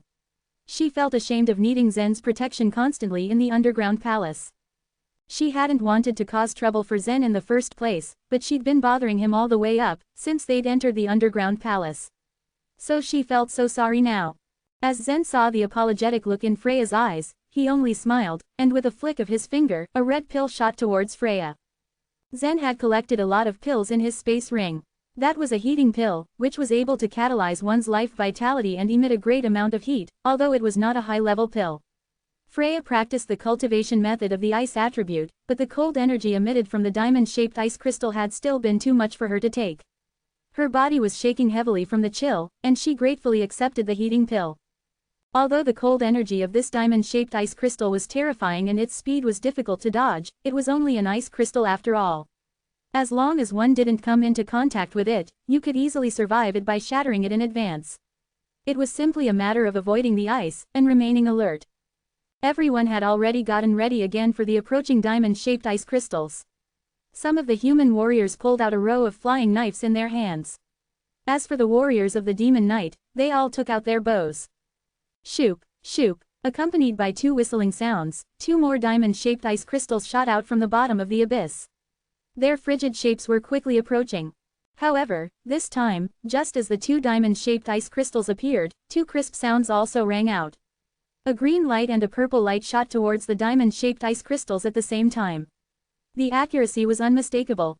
Clank, clank. Following the two crisp sounds, the two diamond-shaped ice crystals instantly exploded and shattered outward into streaks of cold air before disappearing from everyone's sight. The archers were now two women of the demon knight. Although the many warriors were competitors in this abyss, everyone could only go further by working together. When faced with the threat of the diamond-shaped ice crystals, enemies had to become friends, and fight for a common goal, survival. As they were continuing to fall, all the warriors had now understood this principle.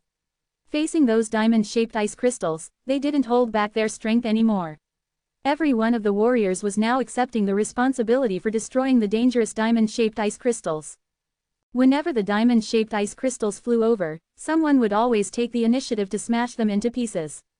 The ones who contributed the most were not humans, but those from the demon knight. Although the warriors of the demon knight were good at different kinds of weapons, the most common weapon they used was a bow and arrows. Almost every one of their warriors was equipped with a longbow. Hence, they had a reputation for proficiency in shooting which was unmatched among their human and ogre counterparts. At the beginning, there was only one or two diamond-shaped ice crystals, but soon, the number of these dangerous hazards began to increase exponentially. Surviving the gauntlet of the rising diamond-shaped ice crystals was becoming even more dangerous now. 3, 4, 6, 7. At the same time, more and more diamond-shaped ice crystals appeared and the pressure became greater and greater. More people began to work together. The sounds of explosions echoed throughout the abyss for a time as the diamond-shaped ice crystals were exploded through archery and teamwork. This situation continued for almost an hour, and the expressions of the warriors became more and more serious. At the same time, the number of diamond-shaped ice crystals that shot up had already reached 20, and if there was even the slightest mistake, someone would be killed. If the number of diamond-shaped ice crystals reached a certain point, the result wouldn't be hard to guess. Everyone in the abyss would be faced with an inevitably disastrous consequence. Buzz. Some warriors had already foreseen this. They shattered the purple specks of light and activated the divine texture, choosing to withdraw and return to the entrance of the underground palace. It would be too late to withdraw by the time that the warriors found it was beyond their ability to handle. The opportunities and treasures in the abyss were indeed attractive, but their lives were still the most important aspect of consideration. The fewer people there were, the greater the pressure would be. After all, there were still so many diamond-shaped ice crystals to deal with, and with fewer archers to take out the diamond-shaped ice crystals, the task was becoming impossible. When the first person chose to retreat, the other warriors' minds immediately wavered. Very soon, the second and third warriors also activated their divine textures, transforming into a beam of purple light as they shot upwards. The tide of abandonment increased as more warriors chose to leave the fight. However, many warriors still chose to stay. Some chose to fight with all their might, while others chose to protect themselves. There was no right or wrong decision to be made. This was about survival. Zen understood, however, that he could not give up. The competition in the upper world was certainly more brutal than that in the lower world, and the path he chose to walk on was far more difficult than that of an ordinary warrior. If he gave up on this small challenge, how could he continue on his tough path? Besides, he was doing it not only for himself but also for Lavender. There would be too much to be lost if he abandoned the task now. Freya, adjust your position and try to maintain a straight line with me, Zen instructed. Freya nodded. She, of course, clearly understood Zen's arrangement. Now everyone was falling. She then adjusted her position and kept herself above Zen's head. It was as if Zen was standing in front of her, shielding her from harm. When the other warriors saw Zen's arrangement, they saw the wisdom of this move and their minds changed as they followed suit. Therefore, a rather comical scene appeared. Almost all of the warriors began to adjust their positions and moved towards Freya's position. They were all trying to shelter themselves behind Zen now. Not only the human warriors, but also the ones of the demon knight and the ogres, were also coming, one after the other. They formed a straight line, as if they were a living pyramid, during the rapid descent. Looking at the neatly arranged pyramid above his head, a helpless smile appeared on Zen's face. He couldn't blame these guys for taking advantage of the situation. Arranged like this, they would indeed avoid a lot of trouble. There was safety to be secured in this pattern. All Zen needed to do was to break the diamond-shaped ice crystals that had shot up from the bottom. Therefore, with Zen as the leader and apex, this pyramid formed by humans, ogres and demon knight members continued plummeting downwards at top speed. After about an hour, the number of diamond-shaped ice crystals began to decrease. Although the surrounding cold energy was still high and copious, the temperature had also increased by quite a bit. Things were definitely looking up for them. It seemed that they had passed through this round of trial. However, just as everyone's mood was slightly released and tensions faded, a soft laughter suddenly rang out. Chapter 1131, Snow Demon. Suddenly, a feminine laughter came from the chilling abyss, making all the martial artists nervous once again. This sound, where did it come from? A warrior asked worriedly. Everyone heard the soft laughter but nobody could tell where it was coming from. Hee hee. Immediately, everyone heard the sound again. The soft laughter rose and fell, echoing in everyone's ears. What is that? An ogre martial artist roared incredulously. Nobody answered his question, not because they didn't want to, but because no one knew where it was coming from.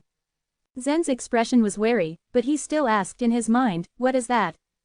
Lavender hesitated for a moment, then replied, if I remember correctly, it must be the snow demon. The snow demon? Zen's eyes flashed. Lavender smiled faintly and said, the snow demon won't pose much of a threat to you. While he was pondering over Lavender's words, a white shadow flashed before his eyes, before disappearing into the depths of the abyss. It was not only Zen who saw the quick flash of the white shadow, everyone else saw it, too. What is that? This white thing seems to be circling us, shouted a warrior. Snow demon, I know it. This thing can only exist in the frozen land. Isn't the snow demon a kind of evil creature, which only exists in the snow world? Another fighter yelled in panic. As soon as the martial artist finished speaking, white shadows emerged from the walls of the abyss one after another. They seemed to have no fixed form and could freely travel through space, and these white snow demons maintained the same speed as the warriors. They circled the crowd of martial artists, getting closer and closer to them. Everyone be careful, the snow demons can take over people's souls, and make people lose themselves. Reminded another warrior. Ha ha, this thing can make me lose myself. What a joke, roared an ogre martial artist. With a wave of his hand, he threw out a saw-toothed rotating wheel. The rotating wheel had sharp saw teeth embedded all around it, and it spun towards a snow demon.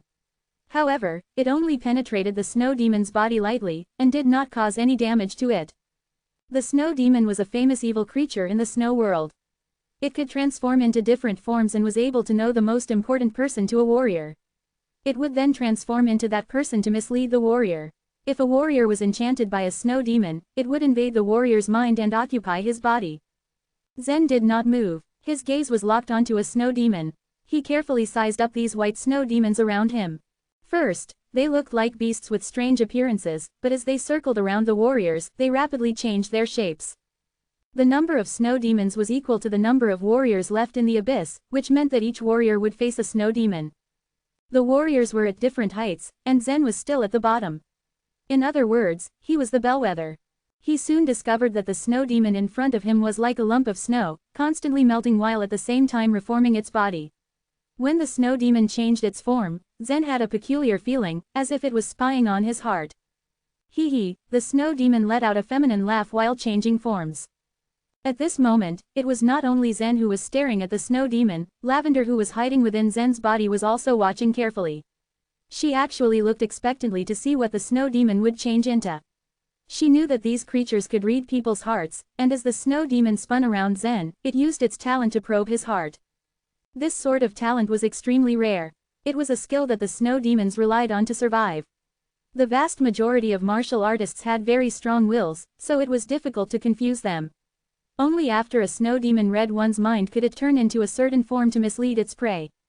Very soon, the snow demon's body turned into a pair of fair and thin arms, then came the exquisite waist, 2 slender legs. When the entire body was formed, the features slowly materialized. When Lavender saw this appearance of the snow demon, she was faintly disappointed. Clearly, the person created by the snow demon was not her. Yan. Zen was slightly surprised to see his sister's face, but he sneered. Did the snow demon think that by changing into his sister, it would be able to confuse him? This snow demon wasn't going to be difficult to deal with at all. Zen slightly raised his long sword and held it horizontal. An azure-colored lightning shot out from the hilt of Thunder Wind Divine Sword and twirled around the blade. There were many methods to restrain the evil creatures in this world. Since snow demons were not afraid of ordinary attacks, presumably the lightning that counteracted evil force should be effective. As Zen lifted his Thunder Wind Divine Sword and pointed it at the snow demon which was approaching him, a trace of hesitation appeared on his face. Zen was not bewitched by this demon. He had come here all the way from the lower world. The first thing he did upon arriving in the upper world was to find his sister using the roaring token. However, to his disappointment, there was no reply from Yan. There were only 2 possibilities for this. Either Yan was outside of the Supreme Worlds and could not hear Zen's voice, or she did not have a roaring token, so she was unable to respond to him. Either way, he did miss his sister a lot. In fact, the Yan in front of him transformed by the snow demon was quite different from the real Yan. This was because the snow demon had transformed itself based on the image of Yan in Zen's mind and not on the real Yan. When someone missed a person for a long time, one would imagine the person to be perfect in his mind. Yan was the one that Zen cared the most. After all, blood was thicker than water, and there was a deep bond between siblings. Ever since Zen stepped onto the path of learning martial arts, he rarely had spent any time with Yan. As his longing for her increased, in his heart, Yan had become more and more perfect. So, the person in front of Zen was actually the Yan that was in his mind. Zen knew that what was in front of him was an illusion created by the snow demon, and he also knew that it wanted to take over his body. However, he hesitated the moment he raised his sword. There was no news of her ever since Yan was taken away by the young man. Although he was determined to find Yan, he did not know when he would meet her again. Facing the fake Yan, he could not help but want to see her more. Zen's heart softened. At that moment, a flaw appeared in his state of mind. At the same time, the snow demon's eyes suddenly shone with a dreamy color. When the dreamy color flashed, Zen's eyes also reflected the same color. He was completely lost in the illusion. Zen's entire body was blankly falling down. Lavender was still curled up within Zen's body, doing nothing to stop this. But the cyan dragon spoke up to him at this time. Why didn't you remind Zen? He should have avoided getting lost in this illusion. Snow demons might be a deadly existence for martial artists with weak warrior spirits, but for a martial artist like Zen, they were not too much of a problem. Especially since he still had Lavender, the cyan dragon and other dragons in his body to help him. The cyan dragon remained silent, but that did not mean he did not pay attention to Zen.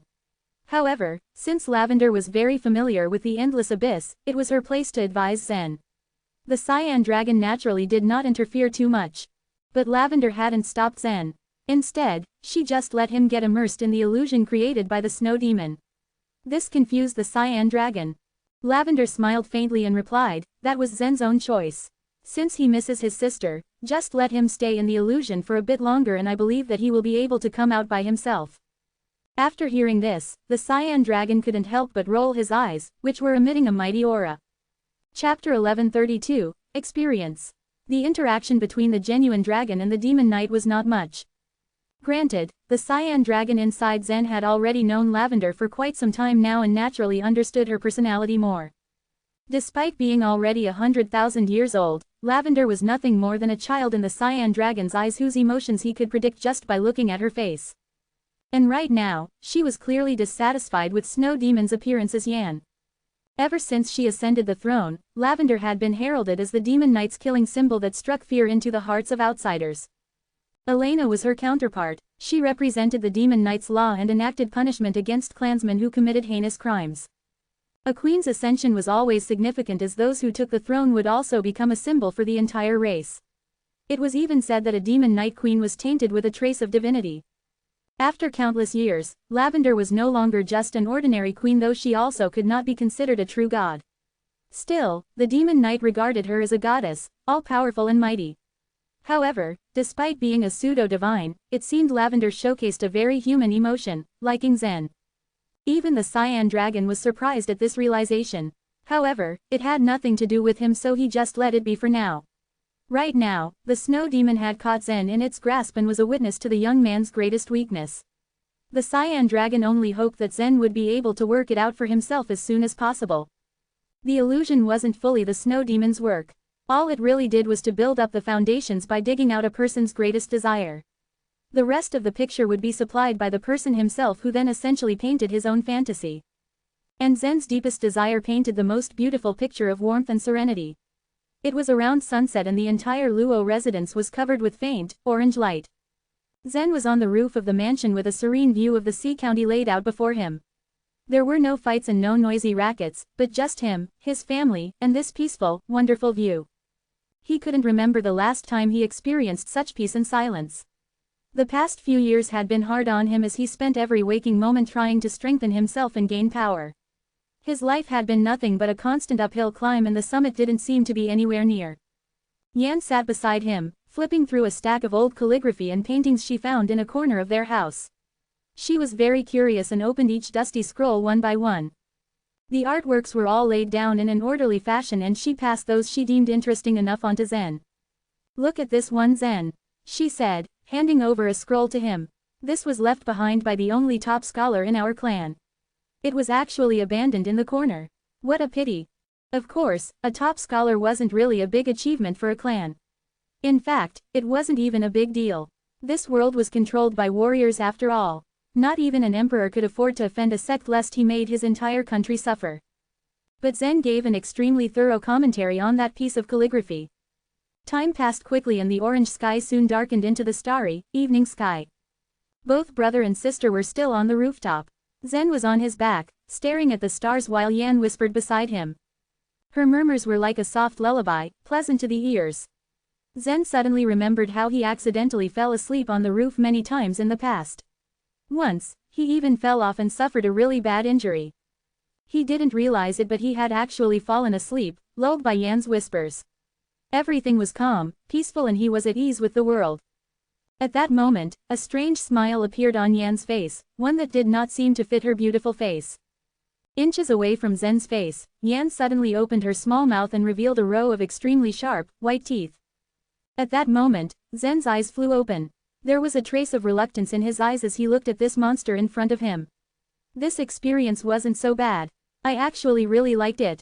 Thank you," he said with a smile. However, his gaze soon turned cold. "But I must kill you now." Whoosh, his hand shot out and quickly pierced through the monster's body. At that moment, a cold, sinister laugh echoed through the air as Yan transformed into an entirely different creature. Her hands elongated into sharp claws and she desperately tried to swipe at Zen. Unfortunately, the bulk of a snow demon's ruse relied heavily on the illusion. Once the person it had hoped to ensnare woke up from his fantasy, then there wasn't really anything the snow demon could do but struggle and exert a few weak attacks. Zen only needed to exert a minuscule amount of force before the snow demon's body was twisted in his hand and died. The monster's death quickly wiped away the scenery that had served as his fantasy stage. His eyes once again gained clarity and could now differentiate fact from fiction. The snow demon also disappeared, its twisted body breaking down into pieces that were carried away by the wind. Zen could have killed the snow demon at the very start, but he chose to let it set up an illusion for him.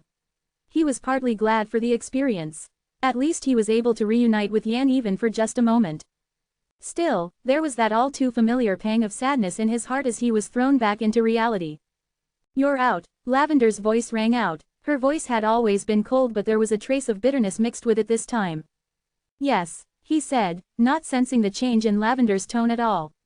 He turned around and quickly looked at how the other warriors were doing. It seemed all of them were still immersed in their own illusions as they closed their eyes during falling down. Meanwhile, the snow demons were unrecognizable. Their appearances had changed in accordance with the warriors' illusions, and their figures were currently hard at work, whispering sweet nothings to their victims' ears. The girl with golden hair seemed to be an exception though. She had used some sort of treasure to stabilize her heart, which rendered the snow demon unable to change its appearance. The monster was unable to attack this whole time. "Freya!" Zen burst in surprise when his gaze landed upon the girl. She was curled up in a ball with a smile on her face. In front of her was a snow demon who looked very much like Zen. "That Zen is even way more handsome than you," Lavender remarked. And it was true. This Zen the snow demon pretended was taller than the real one and was undeniably more handsome. It is often said that we often idealize the people we like. Those we hold dear in our hearts, for example, would always appear more handsome in our minds than they do in real life. If we hate a person, however, then the opposite would apply, they would look uglier instead. Zen didn't realize Freya thought of him that way, which embarrassed him a bit. "What do we do now?" he asked, trying to divert the topic. "Do we wake them up or wait until they break free?" The snow demon hadn't done any sort of harm to Zen. However, that didn't mean that it wasn't dangerous. If a person let his heart be confused by the monster, then his soul would be devoured entirely. The only thing that would be left behind was his body, which would then serve as an empty shell for the snow demon's possession. "Let's wait. Snow demon can confuse people, but I think they all have a high chance of breaking free from their illusions," Lavender advised. At that moment, a warrior suddenly opened his eyes and a strange smile broke through his face. He let out a burst of shrill, feminine laughter and summoned a long sword to his hand before charging straight towards Freya. "That warrior, he's already been occupied by the snow demon. He can no longer be considered as a human. Kill him," Lavender ordered. Even before Lavender said that, Zen had already known that there was something wrong. He quickly reached out and grabbed onto Freya to pull her beside him. There was a bright flash of light just as he took out his sword from his space ring and sent forth 3 nether god shadows towards the warrior. Chapter 1133, Ancient Treasures. The warrior lost control of his faculties as the snow demon took over his body like a string puppet. Although the human warrior was at the spirit supreme realm, the snow demon who occupied his body probably couldn't even unleash at least 10% of his strength. Lavender had previously given a firm order, and Zen didn't hesitate to comply. After the snow demon had occupied the human warrior, he could no longer be considered human. His legs turned to jelly as he swayed and grasped the long sword with some difficulty. He wanted to resist those 3 nether god shadows, but the snow demon couldn't even draw out his life vitality. How could he resist then? In the blink of an eye, the warrior's body dropped dead, courtesy of the 3 nether god shadows. After Zen was finished with the warrior, he once again focused on Freya. While Lavender wasn't worried, Zen still checked up on Freya just in case. After all, being possessed by a snow demon was equivalent to death. One couldn't blame Zen for being worried that Freya wouldn't get to escape from the snow demon's illusion. But just as he turned his head, he saw a blast of cold energy which suddenly burst out from between Freya's fingers. A stream of blood from her fingertip immediately followed. Suddenly, her body twitched and her eyes opened. Her lids fluttered to reveal a gaze as clear as water. When she saw Zen looking at her concernedly, she smiled and said, "I'm fine." Zen couldn't help but be surprised as he eyed Freya's wounded finger with confusion. "What's this?" he asked. "Just now, I was afraid that the snow demon would bewitch me, so I formed an ice spike using my life vitality. Then I held onto it. If I didn't melt the ice spike within 5 minutes, it would explode," Freya explained. It was known that the snow demon could build an illusionary land for warriors where they could immerse themselves in wonderful dreams, and then use this opportunity to devour their souls and occupy their bodies. However, Freya's little trick had worked. The moment she felt the pain, she would have a chance to break out of the snow demon's illusion. Zen couldn't help but admire her. He realized that even though Freya wasn't particularly strong, she was quite intelligent. She knew how to make use of small tricks, and those tricks could prove significant in critical moments. At that point, more and more warriors regained their consciousness. While the snow demon was fierce, the warriors who had already come this far had strong warrior spirits, which meant that they could shake off the illusion anytime soon. Most of the warriors still struggled to get out of the snow demon's illusion, but a few of them unfortunately lost themselves and were possessed by the snow demons. Thus, the other unaffected warriors had no choice but to kill them. Some warriors didn't maintain the correct falling position. As a result, their bodies floated towards the edge of the abyss and smashed into the ice spikes on the wall while they were in illusion. Some of them ended up with broken heads and bloody, wounded bodies. Some of them were seriously injured and had no choice but to activate the divine texture to leave the endless abyss. It was unlucky of them to have failed because based from past experiences, there was a reward after breaking out of the snow demon's illusion. Sure enough, another stone platform stuck out from the wall of the abyss not long after. The remaining warriors' faces lit up when they saw the stone platform. Everyone had tried their best to stay and descend from the abyss. Their goal was to reach that kind of stone platform. However, this stone platform was slightly different compared to the previous one. It was wrapped entirely in a thick layer of ice. Zen adjusted his position and landed on the stone platform. His landing's momentum could crush even a 100-foot thick layer of ice into pieces, but there was only a slight sound when Zen stepped on it. The 3-inch thick layer of ice that enveloped the stone platform didn't even have a single footprint on it. It turned out that the Supreme Lord from remote ages had used a special method on the ice. After a while, the other warriors all landed on the stone platform. However, no one expected for something tragic to suddenly happen.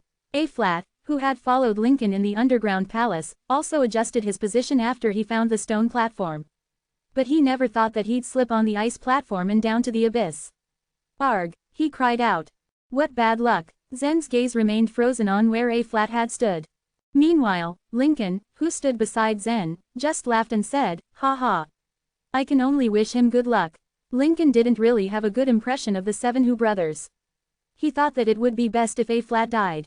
Even if he didn't, Lincoln might not let him go when they left the underground palace. A-Flat had directly entered the 3rd cycle of the endless abyss. As for whether he could go through the 3rd cycle alone, or chose to activate the divine texture to leave the endless abyss, it all depended on him. The rest of the crowd stood on the stone platform. None of them would pay attention to such a person.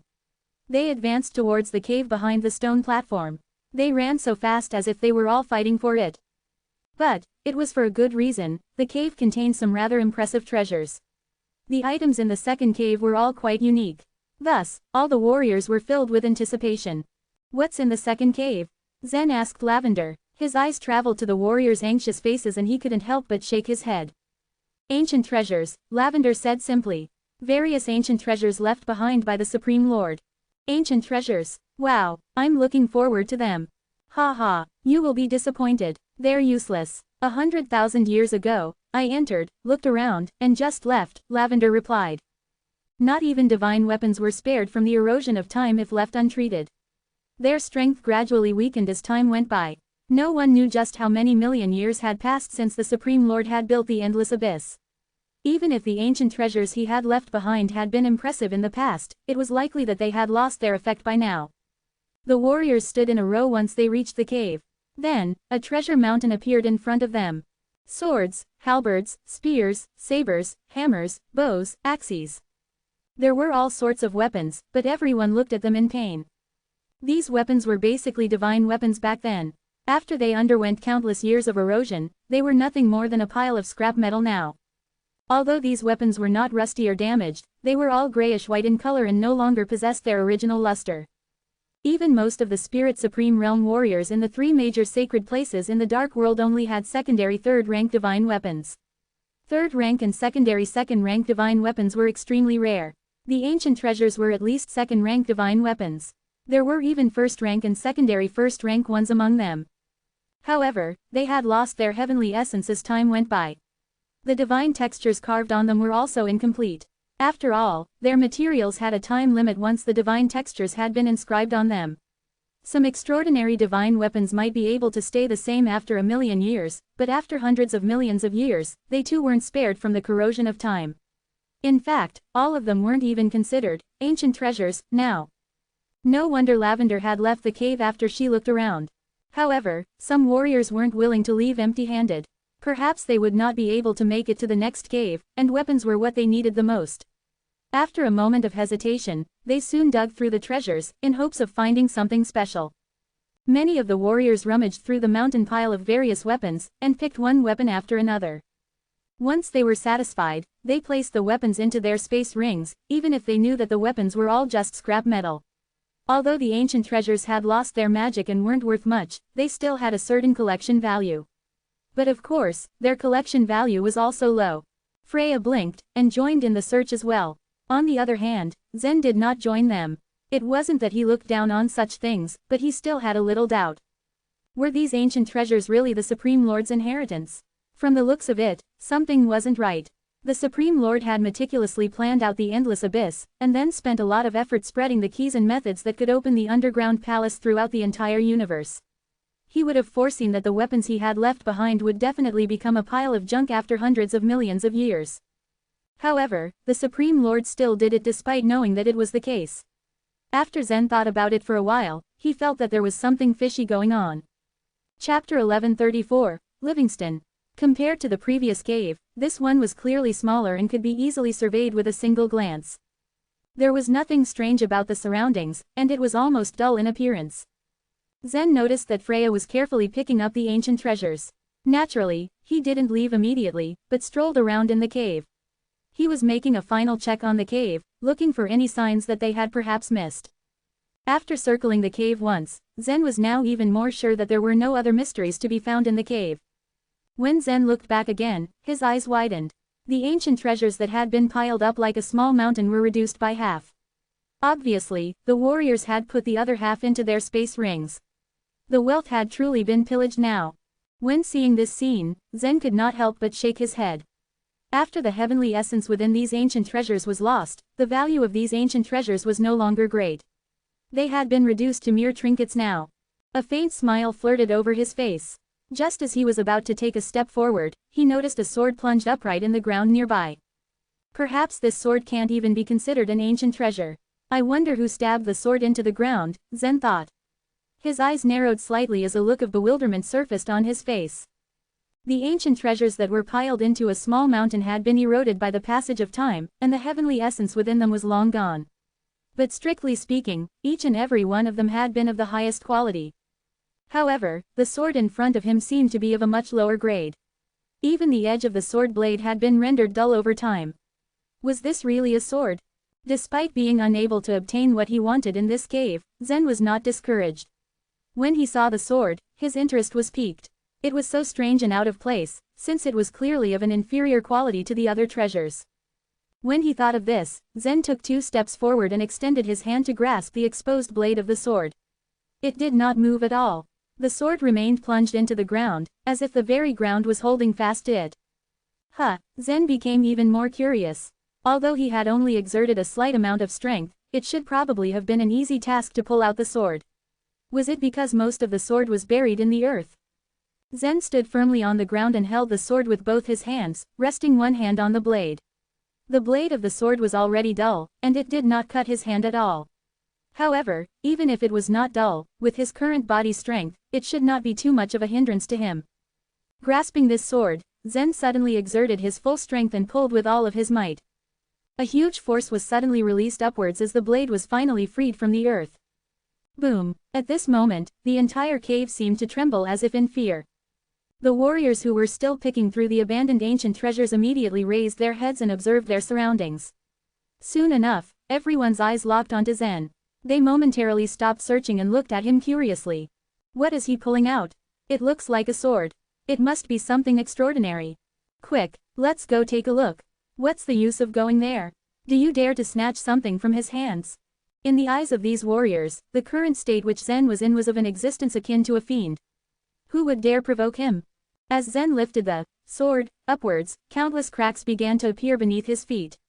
Soon after, a black object was half pulled out from the cracks. Huh, what is this? Even Zen couldn't help but take a few steps back after he lifted half of the sword.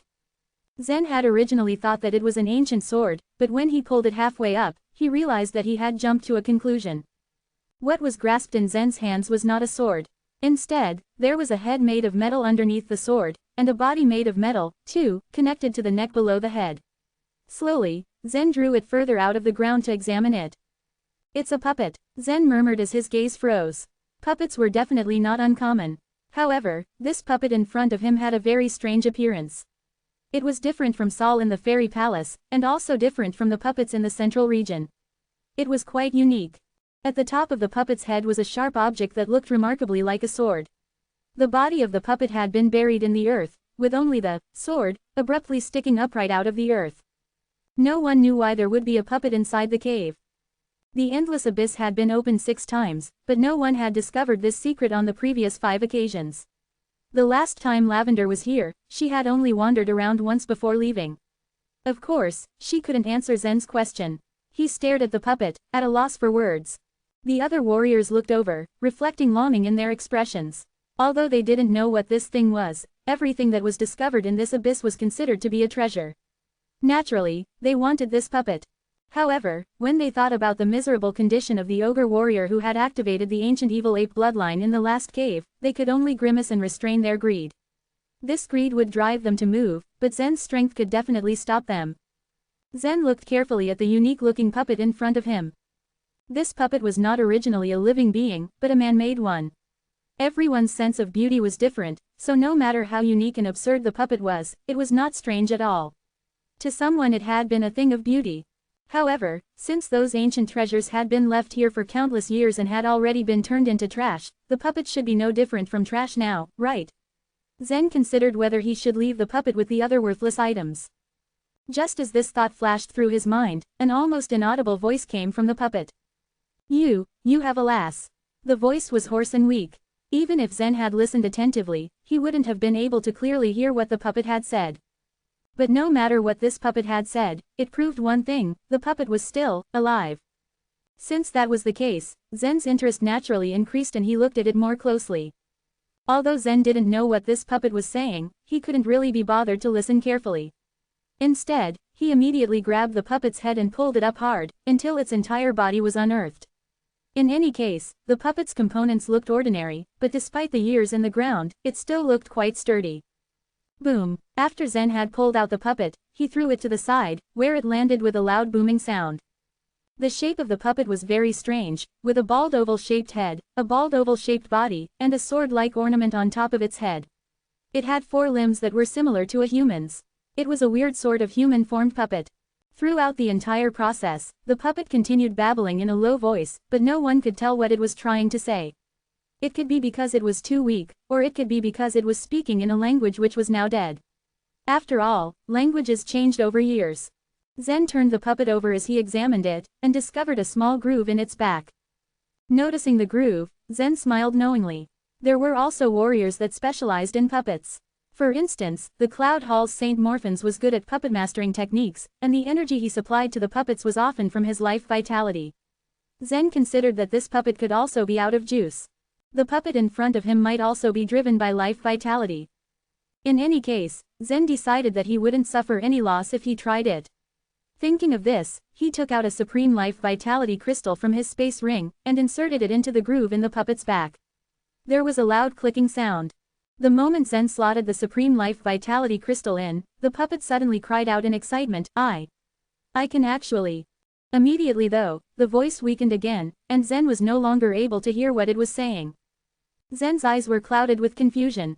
But as he stared at the groove, he instantly understood that the Supreme Life Vitality crystal had been instantly exhausted. That's fast. Zen was left speechless. The life vitality contained in the Supreme Life Vitality crystal seemed to be far from enough. The speed at which the puppet had consumed the life vitality was also astonishingly fast. Without thinking too much, Zen once again took out a life vitality jade from his space ring and once more inserted it into the groove. I actually come back to life. I can't believe it, the puppet called out excitedly again. Zen stared at the puppet and asked, "Who are you?" The puppet sized Zen up and then slowly collected its limbs and moved towards him. It took a while before it smiled and said, I'm Livingston." Ha ha. This puppet seemed to think that reporting its name would shock all of the warriors in the cave, and its voice also contained a trace of pride. However, after he finished speaking, many of the warriors were still clueless and they stared at the puppet in confusion. "Livingston, I've never heard of it. Does this name have any background?" Zen also asked the same question in his mind. Not only had Lavender never heard of it before, even the experienced and knowledgeable Cyan Dragon didn't know who Livingston was. Clearly, the puppet had faded beyond memory over the centuries in which it had been buried. "Huh, you don't even know who Livingston is?" The puppet's voice contained grief and indignation. "I am the #1 weapon refiner in the universe. Are you guys ignorant or simply massively ill-informed on such matters?" Chapter 1135, The Origins. The #1 weapon refiner in the universe. What an awe-inspiring reputation. These juniors were ignorant and ill-informed, and never had heard of the name of Livingston, but they were greatly shocked. The puppet was furious, but he turned his nose up in the air. Many of the martial artists stared at him in a daze, including Zen. "The #1 weapon refiner in the universe. Don't give yourself airs. What I see before me is just a lousy puppet. How dare you claim to be the #1 weapon refiner? It's known to all that among all clans in the universe, the #1 weapon refiner is Delroy Shu from the Celestial Position. Weapon refiners played a significant role in the world of martial artists. The sacred places of all the races had their own weapon refiners, but first-class refiners were apparently rare.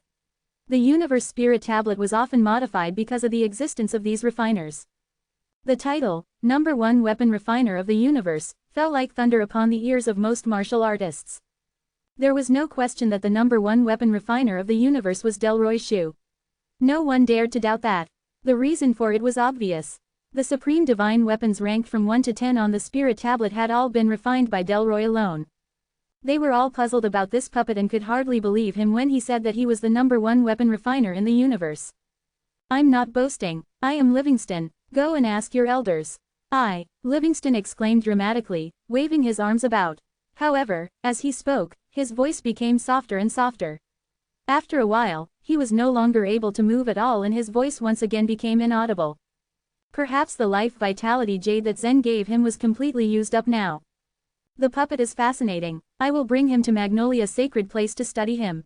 A human martial artist smiled as he stepped forward, holding 10 life vitality jades in his hands. He wanted to supplement the jades for the puppet. He was clever. The puppet might have been found and unearthed by Zen, but it seemed that he had his own thoughts. Thus, he could be classified as a living being. This way, it was up to the puppet to decide whom he wanted to follow. The human martial artist handed over 10 life vitality jades to Livingston, trying to please him. If he persuaded the puppet to leave with him, Zen would presumably not stop him. However, he had only taken a few steps when one of his legs got stuck to the ground. He was unable to move any farther. Zen stared at the human martial artist indifferently. Although there was no killing intent in his gaze, the human martial artist did not dare to act rashly. After all, he did not wish for death. Zen then smiled faintly. He once again took out dozens of life vitality jades and stuffed them into the groove on the puppet's back. Very quickly, the puppet returned to life, brimming with energy. "Go back and ask your elders. You will know that I am." "I don't want to know who you are," Zen interrupted him abruptly. Livingston stared at Zen in a daze. "So you claim to be the #1 weapon refiner in the universe," Zen continued. "You must know how to refine weapons very well." "Of course." Livingston pointed to the divine weapons that were piled high on the ground. "I refined all of them. They are all my works, but what's wrong with them?" He finally managed to say a few words normally, but then he started to turn abnormal once again. The puppet cried out in grief and indignation, "Why? Why have they all died?" Zen's eyelids quivered. He felt like he had met a madman. On the ground were just a bunch of inanimate divine weapons. Why was Livingston saying that they were dead? Livingston walked over and knelt on top of the pile of ancient treasures clumsily. He took some of the ancient treasures in his hands, looking comically upset. "He really is a madman," said Lavender. But the Cyan Dragon disagreed on this. "No, he's not mad." Zen's eyes glinted before he asked, "What do you mean?" "I am not obsessed with weapon refining, but my fourth brother is talented at weapon refining in the genuine dragon race," said the Cyan Dragon softly. So far, among the 9 dragons, only 2 had been awakened. The cyan dragon's fourth brother was the fourth oldest dragon among the 9 dragons. He was the green dragon. According to what the cyan dragon just said, his fourth brother was a good hand at weapon refining. The genuine dragon race was not generally good at weapon refining. After all, super legendary beasts did not value weapons very much, so their refiners were incomparable to the human ones. Although my fourth brother's attainments in weapon refining were not profound, he was always engrossed in the work. Every time he spoke of it, he insisted that the divine weapons he refined had their own souls. They were like living things created by him, meant to continue his bloodline, the cyan dragon continued. It was hard to believe that Livingston was the #1 weapon refiner in the universe, but the cyan dragon believed that he showed special preference to weapon refining. Meanwhile, Livingston was heartbroken. He grabbed one of the short swords and said in a low voice, "This one is just a second-rank divine weapon.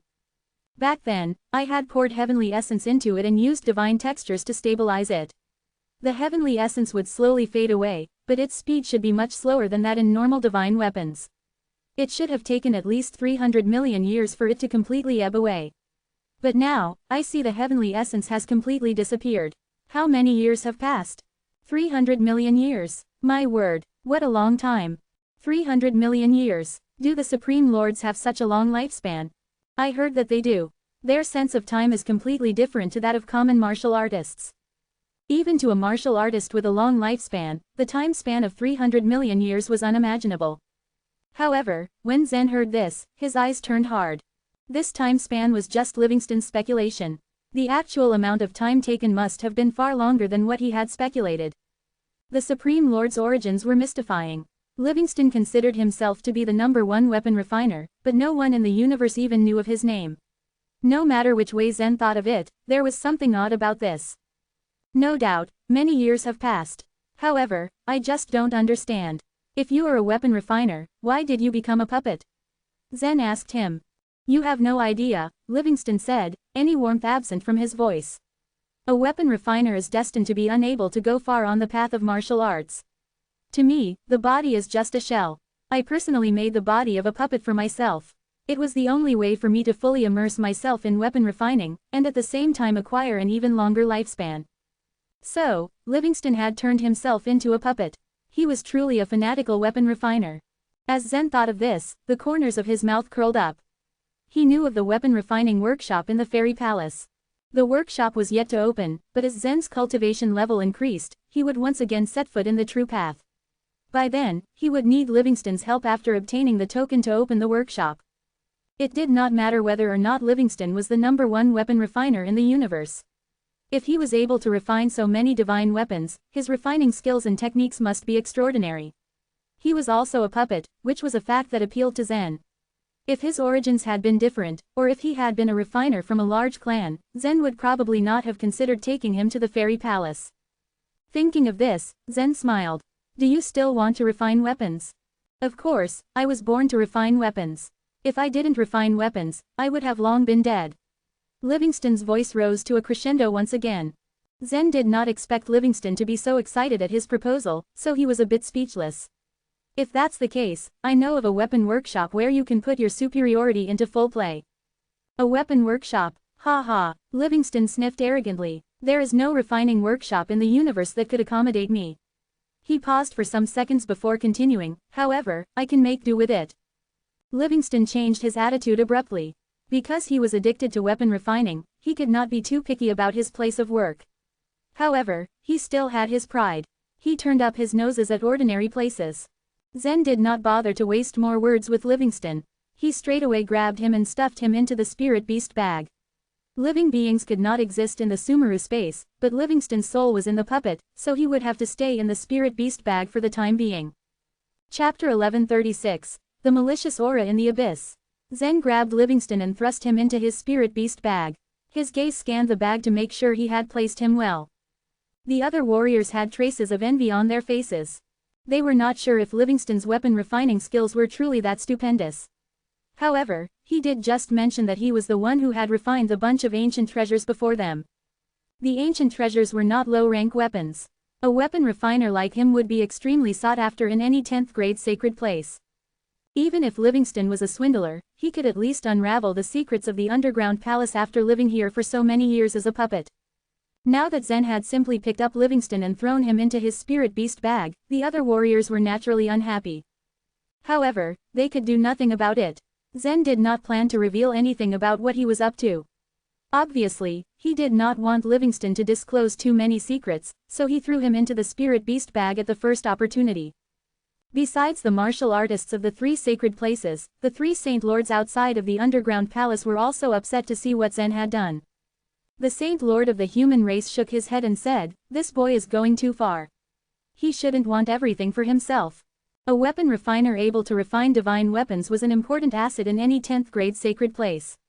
The Saint Lords were most aware of this. The shortage of divine weapons in Magnolia's sacred place was a constant source of burden for its Saint Lord. Although Magnolia's sacred place was responsible for a part of the trade, it was only a trade channel for the Humanity Alliance. They did not get any real benefits. For now, just let him take everything he wants in the endless abyss. It seems this kid has come into a fortune, but he still has to leave the underground palace. I want to see if he can make it out of the dark world alive. The Saint Lord of the ogre race said, an ugly sneer on his face. These words caused the human Saint Lord to frown. No matter what, the boy is from the 13 palaces. If he can return here safely, I will ensure that he also leaves this place safely. Don't ever entertain that idea again. Zen, who was in the underground palace, was naturally not privy to this discussion. After he stuffed Livingston into his spirit beast bag, he called Freya and left the cave. As for the pile of ancient treasures, Zen did not even spare them a single glance. Hearing Zen call her, Freya hurriedly collected a few ancient treasures before following him contentedly. Silently, she calculated how many life vitality jades these ancient treasures could be exchanged for. Just now, she had carefully selected a dozen or so ancient treasures of extraordinary quality. Although the treasures were not worth much, she would be satisfied to sell them for a handful of life vitality jades. Soon, the remaining ancient treasures got divided among the rest of the warriors. One could imagine how dejected the warriors of the 3 races were. In the first cave, Zen had obtained the World Tree's seed. That was acceptable. In the second cave, there was a pile of ancient treasures, but Zen had instead taken away a puppet with unknown origins who was obviously of great importance.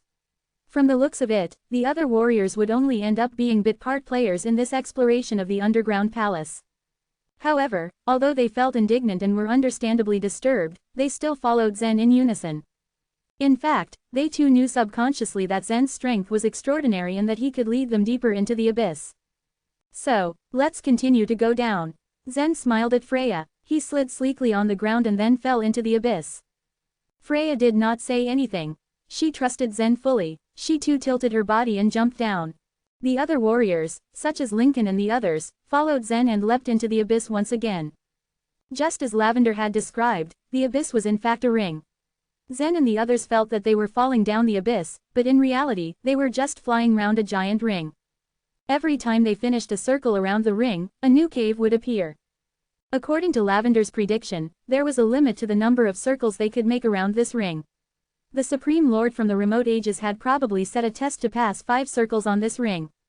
100,000 years ago, Lavender had passed 4 circles. The greatest secret of the endless abyss should be revealed after the 5th circle. The 5th circle was Zen's destination. He had only finished 2 circles when the 3rd one began. By now, the warriors were used to falling like this and kept their bodies bent at a certain angle. This way, they could adjust their positions freely and tackle the dangers that came at them at any moment. The other warriors here, except Freya, Zen, and Lincoln, were at the Spirit Supreme realm. At this time, Freya wondered if it was finally the time for her to give up. Perhaps with Zen's help, she could go further. After some thought, she decided to observe for a while before activating the divine texture to return to the entrance. Then she could choose to wait for Zen outside the underground palace. As they kept falling for about 5 minutes, they encountered no danger. Nothing happened in the entire abyss. Despite so, no one let down their guards. After all, from what they had learned from the previous 2 times they fell, it was always relatively safe at the beginning of the fall. The dangers often came out of nowhere and occurred in an instant. Thus, they had all become more cautious this time. In the second cave, they had not come across much. They only got their hands on a few abandoned ancient treasures, so now they could only place their hopes on the 3rd cave.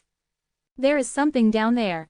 Everyone, be careful, the blonde woman of the demon knight race, who had been keeping an eye below her all this time, said to other members of her race in a faint voice. Zen narrowed his eyes, his gaze sweeping down into the abyss. He frowned slightly as he asked, "What is that?" They saw a mass of blood-red color appear at the bottom of the abyss.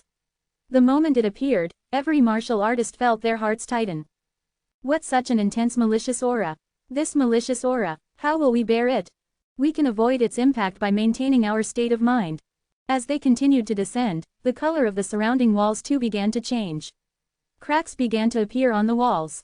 Within the cracks were circulating dots of red light, as if the cracks were the blood vessels of a living being. Malicious aura exuded from the walls continuously. In order to avoid the malicious aura, the warriors started to distance themselves from the walls of the abyss and gathered to the center. Under normal circumstances, the malicious aura would not have affected the martial artists too much.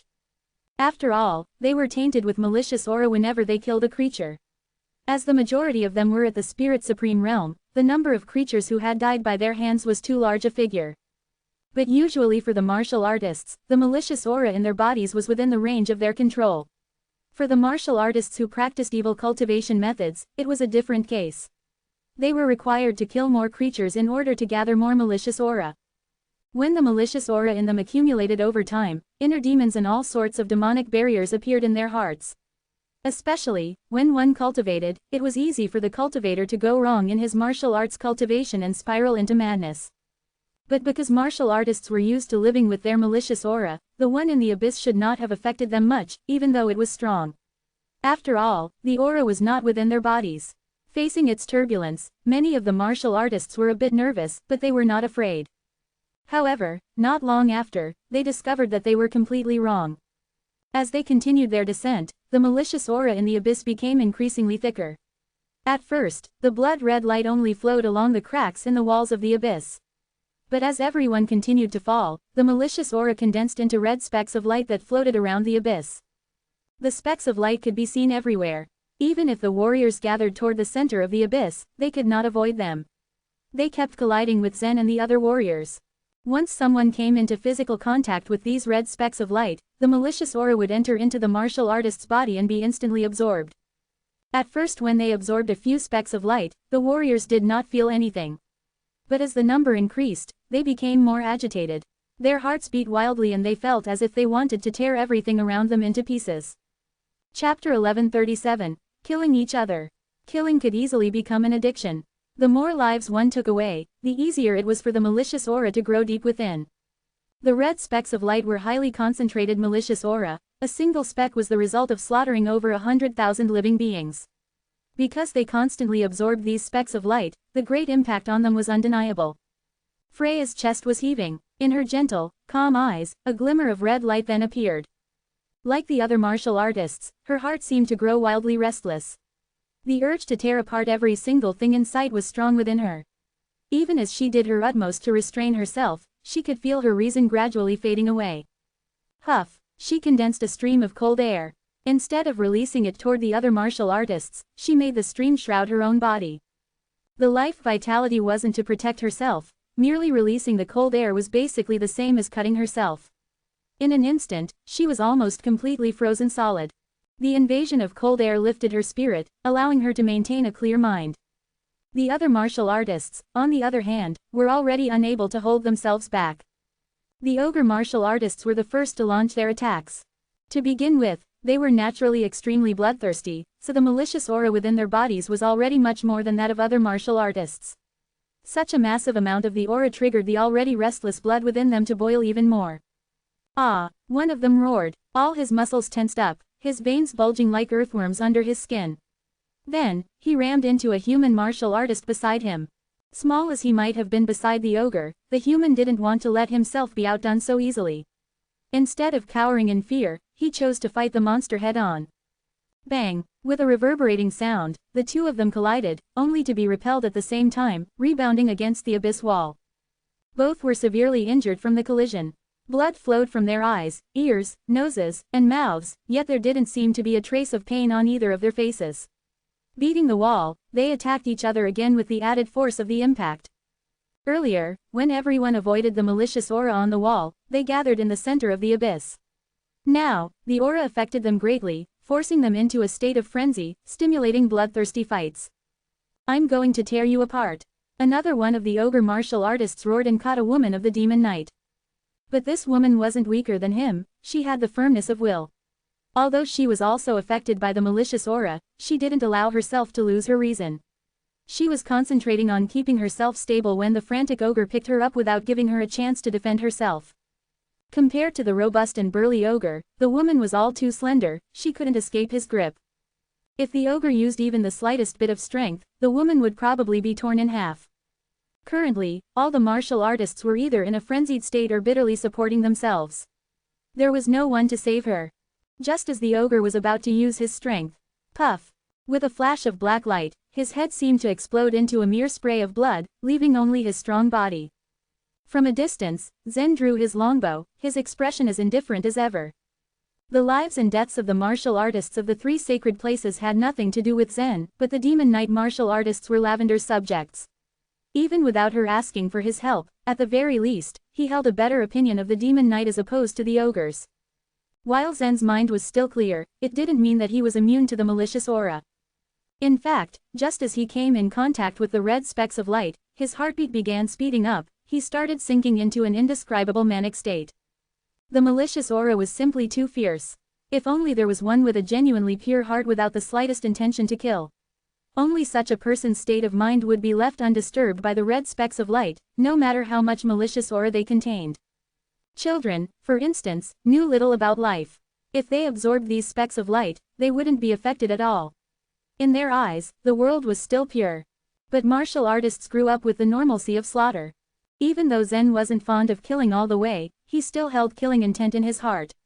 When the malicious aura entered him, it enlarged the hint of killing intent dramatically. The more malicious aura he absorbed, the fiercer his killing intent became.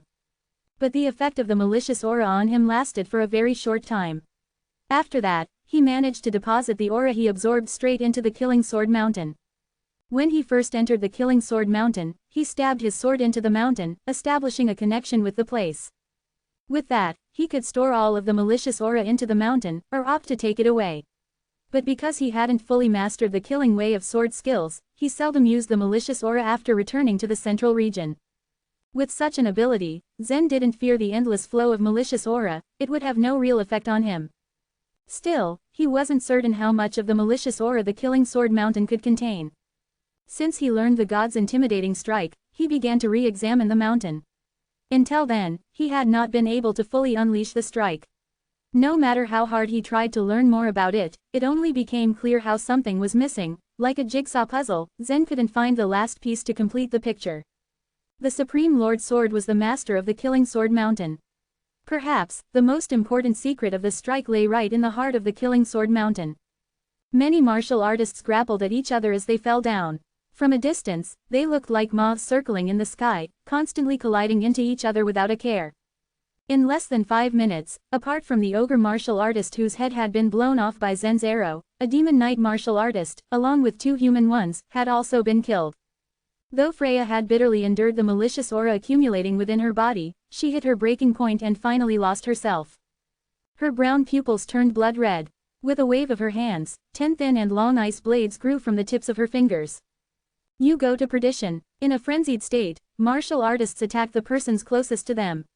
Since Zen stayed by Freya's side, he became her first target. Whoosh, whoosh, whoosh. As Freya's fingers danced like flying shuttles, transparent ice blades flew toward Zen.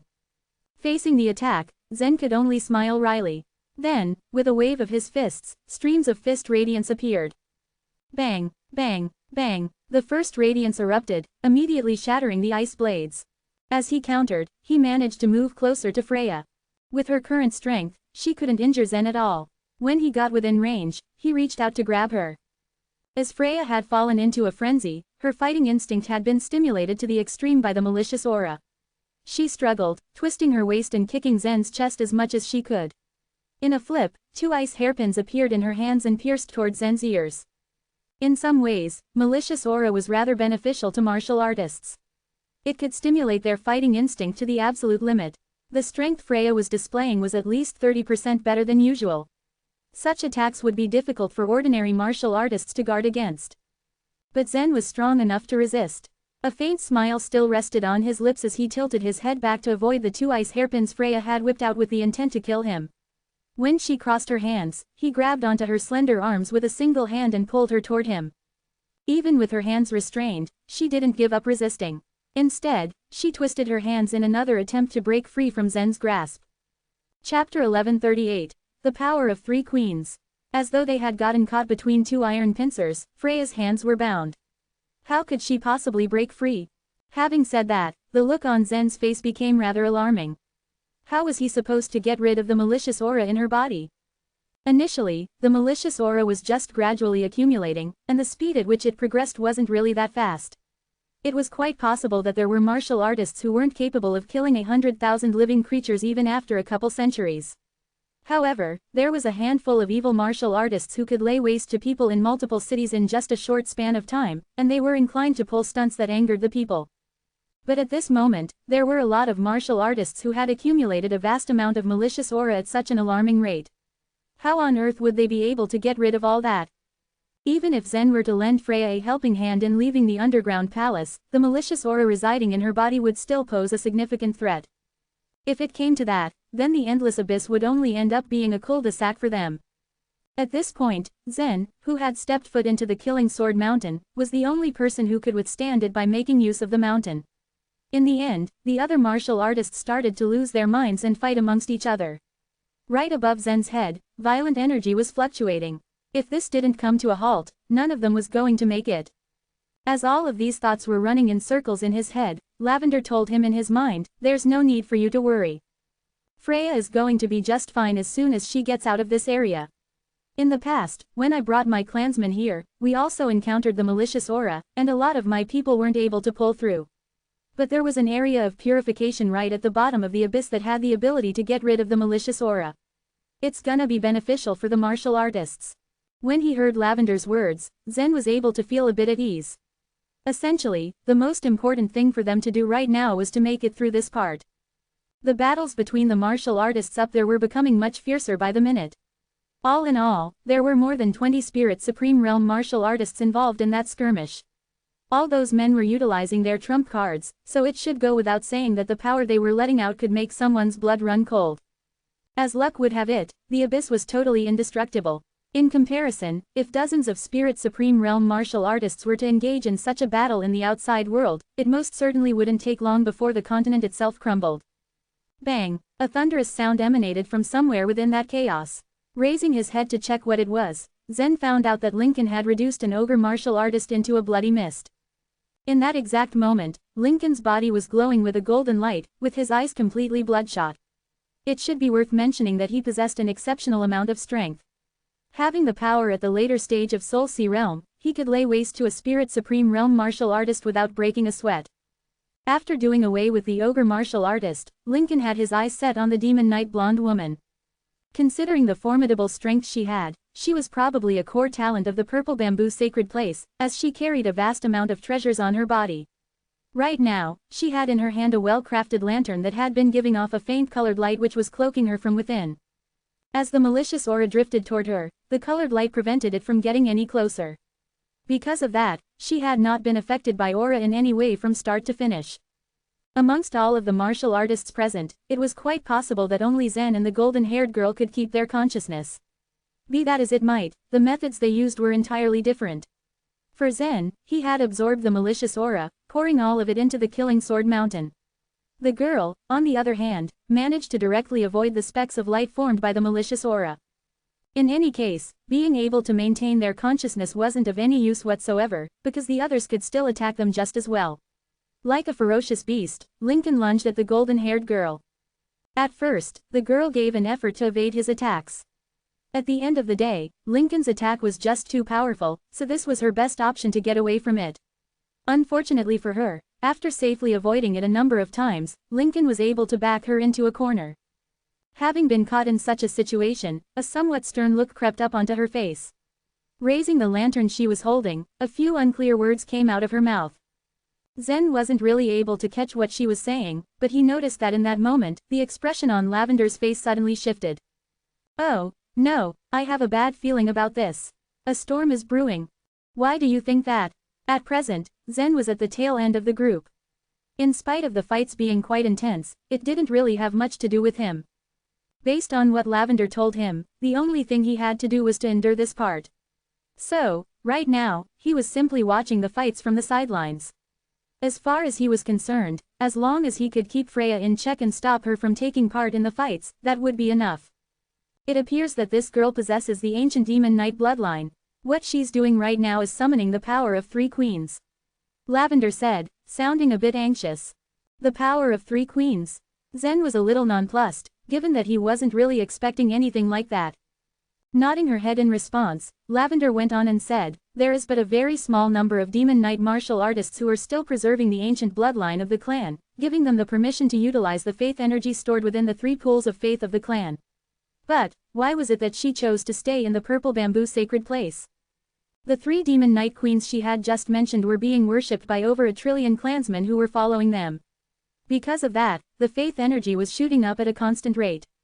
Their faith energy in particular was quite noteworthy, and the power which they could borrow from the faith energy was especially remarkable. The faith energy was all accumulated together and channeled into the 3 pools.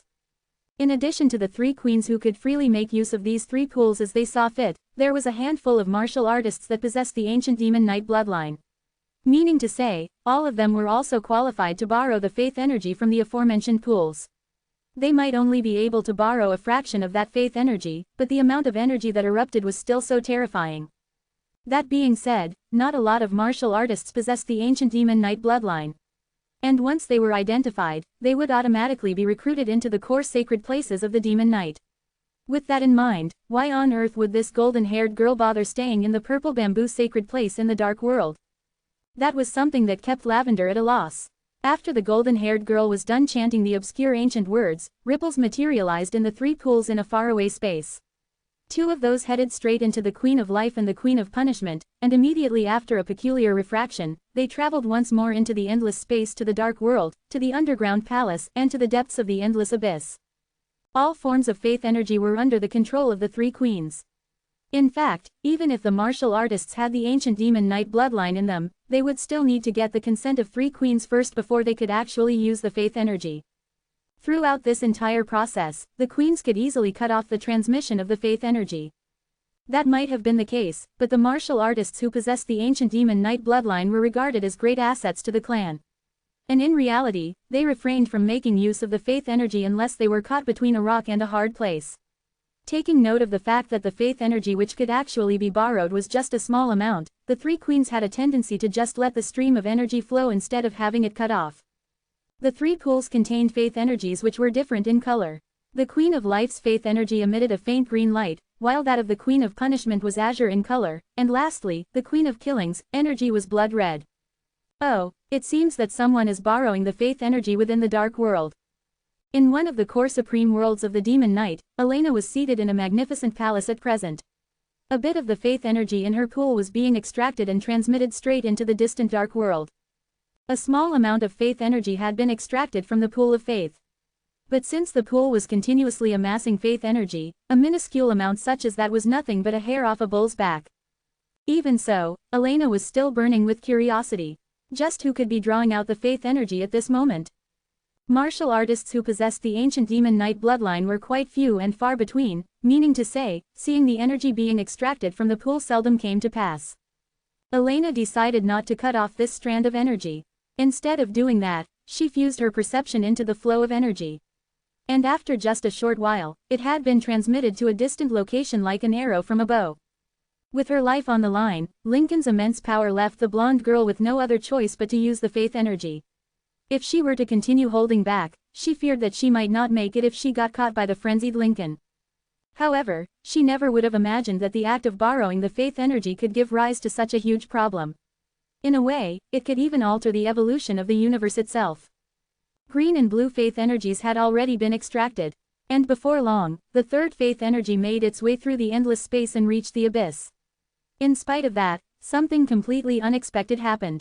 This red light didn't go straight into the golden-haired girl's body, and for some reason, it directly reflected onto Zen's body. After that, it suddenly refracted and surged out towards the girl. As she witnessed this, even the girl herself had gotten caught in a daze. But as luck would have it, all of the faith energies had already been gathered together, forming a three-colored light barrier that surrounded her whole body.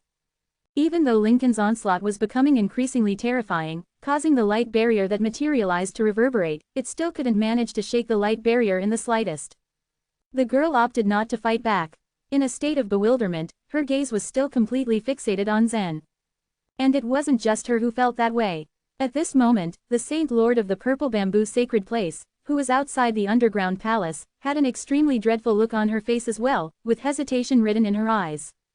Chapter 1139, Caught in a Dilemma. Zen's strength was not enough. He had a much longer way to go before being able to protect Lavender. Hence, the fact that she was hiding within his body was a secret that could not be revealed. Once Elena found out, there would be an endless pursuit for Lavender. She would not give her even a moment's peace. It had already been quite some time since Lavender had left her throne.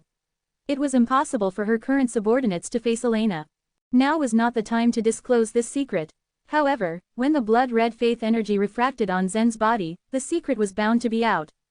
Rumble, rumble, rumble. Under the malicious aura's control, Lincoln relentlessly attacked the golden-haired woman's three-colored light barrier like a rabid beast. In her distraction, the golden-haired woman had already forgotten to retaliate. Her eyes were fixed on Zen, her forehead creased in confusion. "My queen, why did the light refract on a man? What's going on?" she mumbled. Outside the underground palace, the Saint Lord of the Purple Bamboo Sacred Place watched, her doubtful expression becoming more serious by the second. "Our queen has been missing for a long time. It seems that she has been in the body of this human warrior." The expressions of the faces of the Saint Lords of the ogres and humans changed more dramatically. Not long ago, the two demon knight queens had been cursing each other with roaring tokens. Now, it seemed that the long-missing queen of killings had been in this underground palace. Zen's face darkened. This was a seriously troublesome situation. Swish! The blood-red light vanished as Lavender extinguished the faith energy from the distant space. The golden-haired woman's three-colored barrier lost its red ray. However, it still held enough power to block Lincoln's attacks. It was too late. There was no point in extinguishing the faith energy reflected on Zen's body. Not long after, Alina's manic laughter resounded.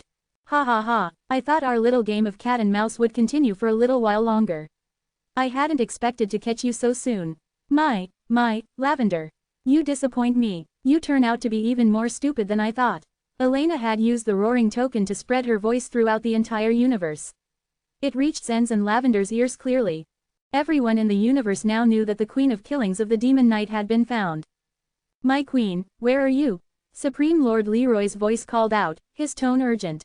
He was one of the most powerful among Lavender's old subordinates, and he had been gathering information on Lavender to find her whereabouts. What Elena said caught his attention. There was a slight shift in Yolanda's expression as she watched from within the Mist Palace. Lowering her head, she muttered, "This is bad." This was an internal affair of the Demon Knight.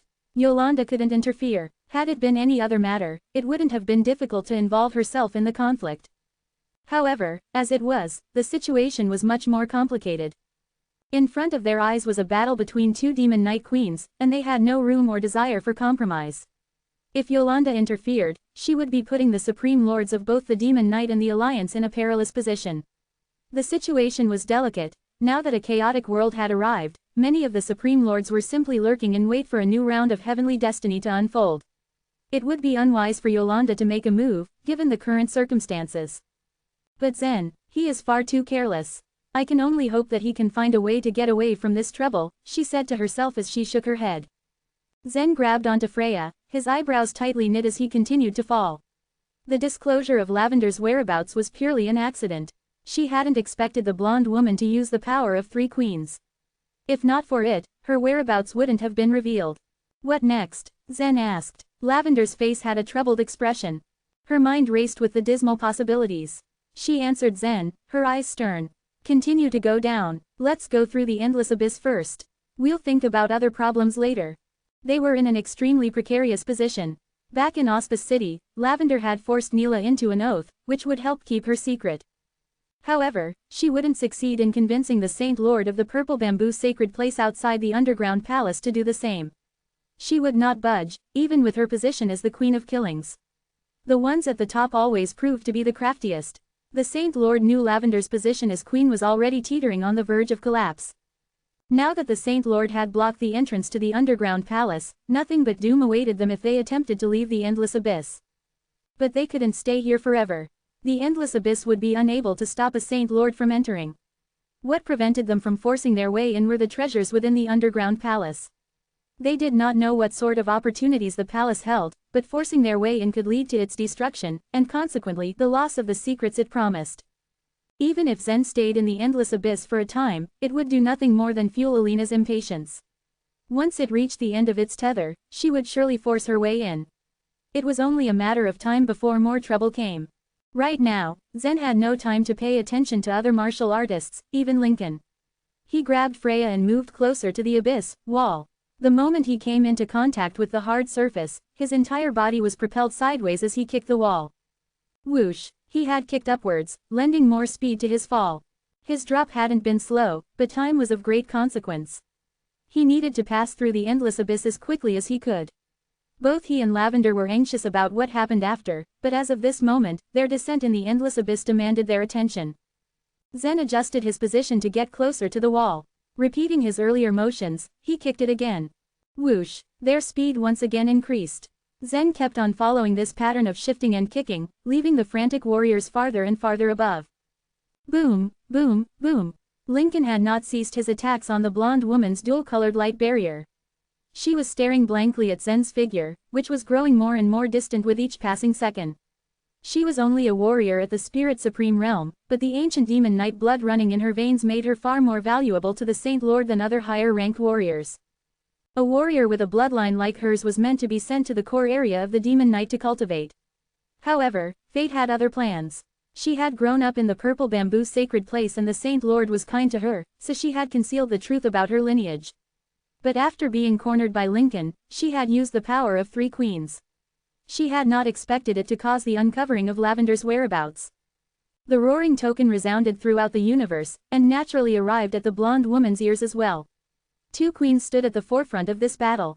A faint emotion of guilt cast over her. She was partly to blame for the impending strife. Lavender and Zen, on the other hand, felt no hatred for the golden-haired woman.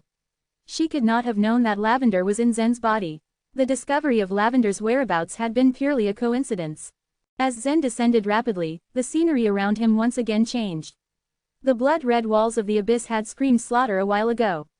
However, at this depth, white specks of light were now gleaming around the walls. These lights were from the extremely pure power of purification. The specks glistened like snowflakes, swirling gracefully in the depths of the abyss and quickly entering Zen's and Freya's bodies. The power of purification did not have much of an effect on Zen. The malicious aura he absorbed had by now been completely wiped off and sent into the Killing Sword Mountain. However, he felt himself seized by calmness, as if his anxiety was slowly dissipating. The power of purification did not only affect one's body but also cleared one's mind. As the power of purification entered Freya's body, the malicious aura in her body began to wane rapidly, the red light in her eyes fading like a mist lifting with the wind.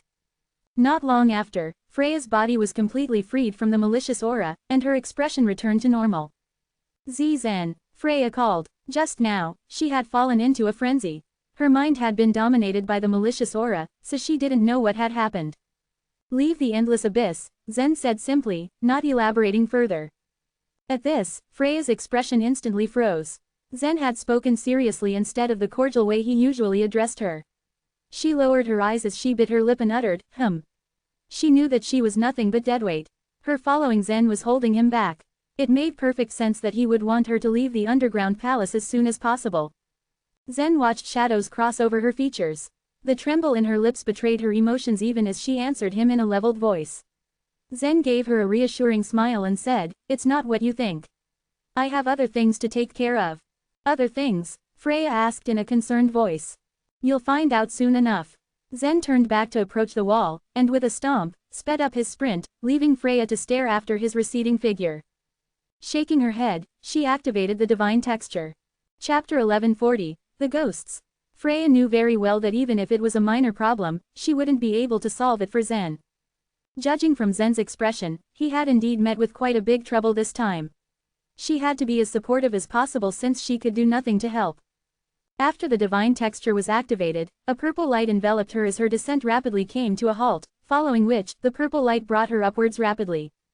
Zen's current falling speed was more than 3 times faster than before, and he was in a highly tense state from the exertion. He hadn't expected that this trip to the underground palace would bring him so much trouble. However, nothing was certain in this world. The unexpected was bound to happen, and everyone's life was different.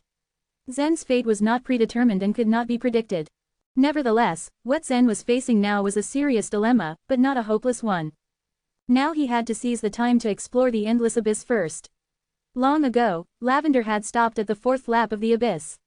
However, she had come to the conclusion then that there was an even bigger secret hidden in the 5th lap of the abyss. Perhaps that secret could help Zen to escape from his current predicament. The sound of the wind blew crazily in Zen's ears as his speed became faster and faster in exponential bursts. Not long after, he saw another stone platform appear in front of him. The 3rd cave. Zen's gaze froze in anticipation and trepidation. "You don't need to enter it," Lavender stopped him. "There are all kinds of protective treasures scattered around the 3rd cave. Although they are attractive, it will cost a lot of time to obtain them." As Zen heard Lavender's words, his eyes briefly flashed before he nodded. He did not adjust his position, but continued to descend rapidly, his gaze sweeping past the 3rd cave. After quickly dashing past the 3rd cave, Zen entered the 4th lap of the endless abyss with focus and determination. "The 4th lap will be a little more troublesome. Be careful," Lavender warned. "Understood," Zen replied briskly. At the same time, he held his long sword in his hand, and the dragon scales within his body began to light up as well. His body began to accumulate a vast amount of power as he prepared himself for the unexpected.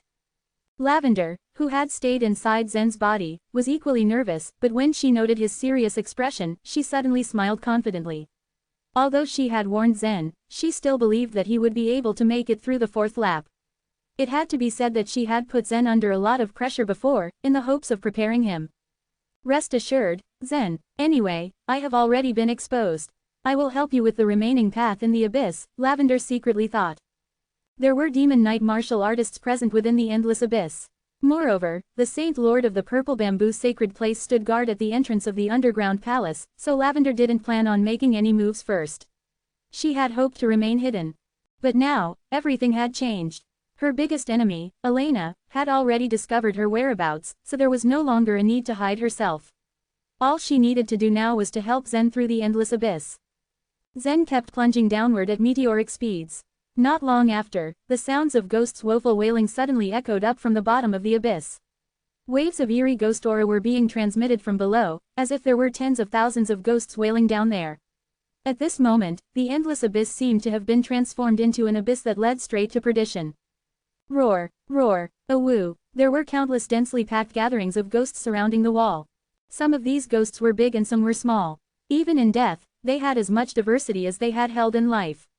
When they heard the commotion above them, they all raised their heads.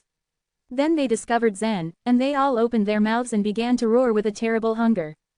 Faced with such a large number of ghosts, Zen did not hesitate at all. Instead he charged straight down. Of course, there was no use in hesitating. There was no way for him to fly, and he had no other way to avoid these ghosts, unless he crushed the divine texture and left the endless abyss, but that would be an unrealistic idea. Zen would not abandon his quest. Due to Zen's fast speed, the gatherings of ghosts did not have any time to react before Zen shot into them. However, after he sped downwards a few miles, the ghosts that were clinging onto the wall had finally reacted.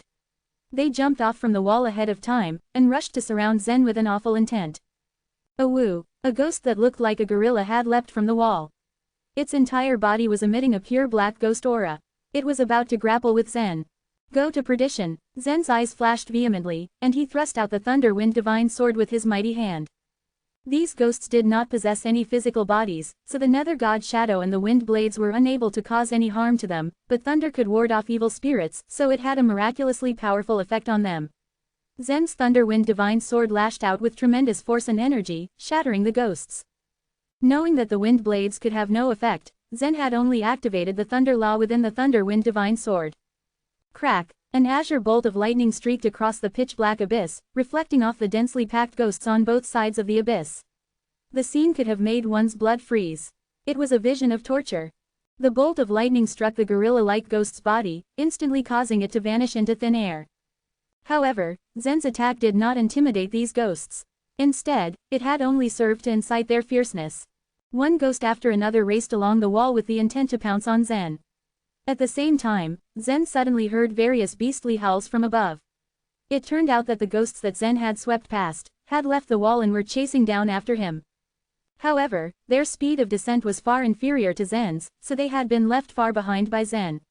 As more and more ghosts flew past, they tightly blocked the top of the abyss. That was to say, Zen's surroundings, including the space above his head, were now filled with ghosts. The air became littered with the incorporeal shapes and their howls became an endless drone which proliferated in the abyss. All of you, go to perdition. Crack, crack, crack. As the bolts of lightning reverberated in the abyss, the ghosts were killed by the lightning bolts released from the Thunder Wind Divine Sword. However, there were simply too many of them. Even though Zen brandished the sword crazily, he couldn't kill all of them in his charge by using his strength alone. A ghost finally struck Zen and attached itself onto his body. Although it was light and weightless, the moment it touched Zen's body, streams of dark energy invaded his body. Zen felt an instant drain of his energy as the ghost began to suck the life from him. Go to perdition. Zen deftly turned his sword. He did not shoot out a single bolt of lightning, but rather, created a glittering arc that circled around his body like a silver dragon. Crack. The lightning once again shattered the ghost and Zen felt a release from the pressure of the ghost draining him. However, 3 ghosts now attached themselves to Zen's body as soon as he killed the first one. Awoo. As the number of ghosts attached to Zen's body increased, the streams of dark energy continued to invade his body with increasing intensity. The dark energy was very special and insidious. Although it did not cause much pain to Zen, other than the cold, he soon felt his reaction speed begin to slow down. Awoo. As Zen's speed fell, more ghosts attached themselves to him and clambered all over his body. 10, 100, 1,000. Seen from a distance, Zen's figure had completely disappeared. The ghosts clung to each other, tightly wrapping around Zen and forming a huge round ball that slowly fell towards the bottom of the abyss. He seemed to have become completely lost in the ghostly attack. The bodies of these ghosts were extremely light, but as Zen was wrapped by them, his falling speed had been greatly reduced. What should I do? Still wrapped within the ghosts, Zen knitted his brows in consternation. Even though he could use the Thunder Wind Divine Sword to release lightning, with every lightning bolt being able to annihilate dozens of ghosts, the speed at which he could kill them was far from being able to match the speed at which these ghosts were latching on. The most troublesome thing was, as the dark energy attacked him, Zen's body and his reactions became slower and slower, and his speed plummeted. He had tried to expel the dark energy, but it seemed to be useless. The dark energy circulated rapidly throughout his body and even moved through his meridians, approaching his belly with every second that he was being invaded by the ghosts. Lavender's voice sounded very faint as she spoke from within Zen. She could feel his anxiousness and quietly said, "Let me deal with them." At this moment, Lavender's figure left the protection of Zen's body, and expanded to overlap with the ghosts. At the same time, a red light passed through the endless space and gathered all over her body. Previously, Lavender had been afraid of exposing her location, so she did not dare to use her own pool of faith. But now, having already been discovered, she no longer feared anything.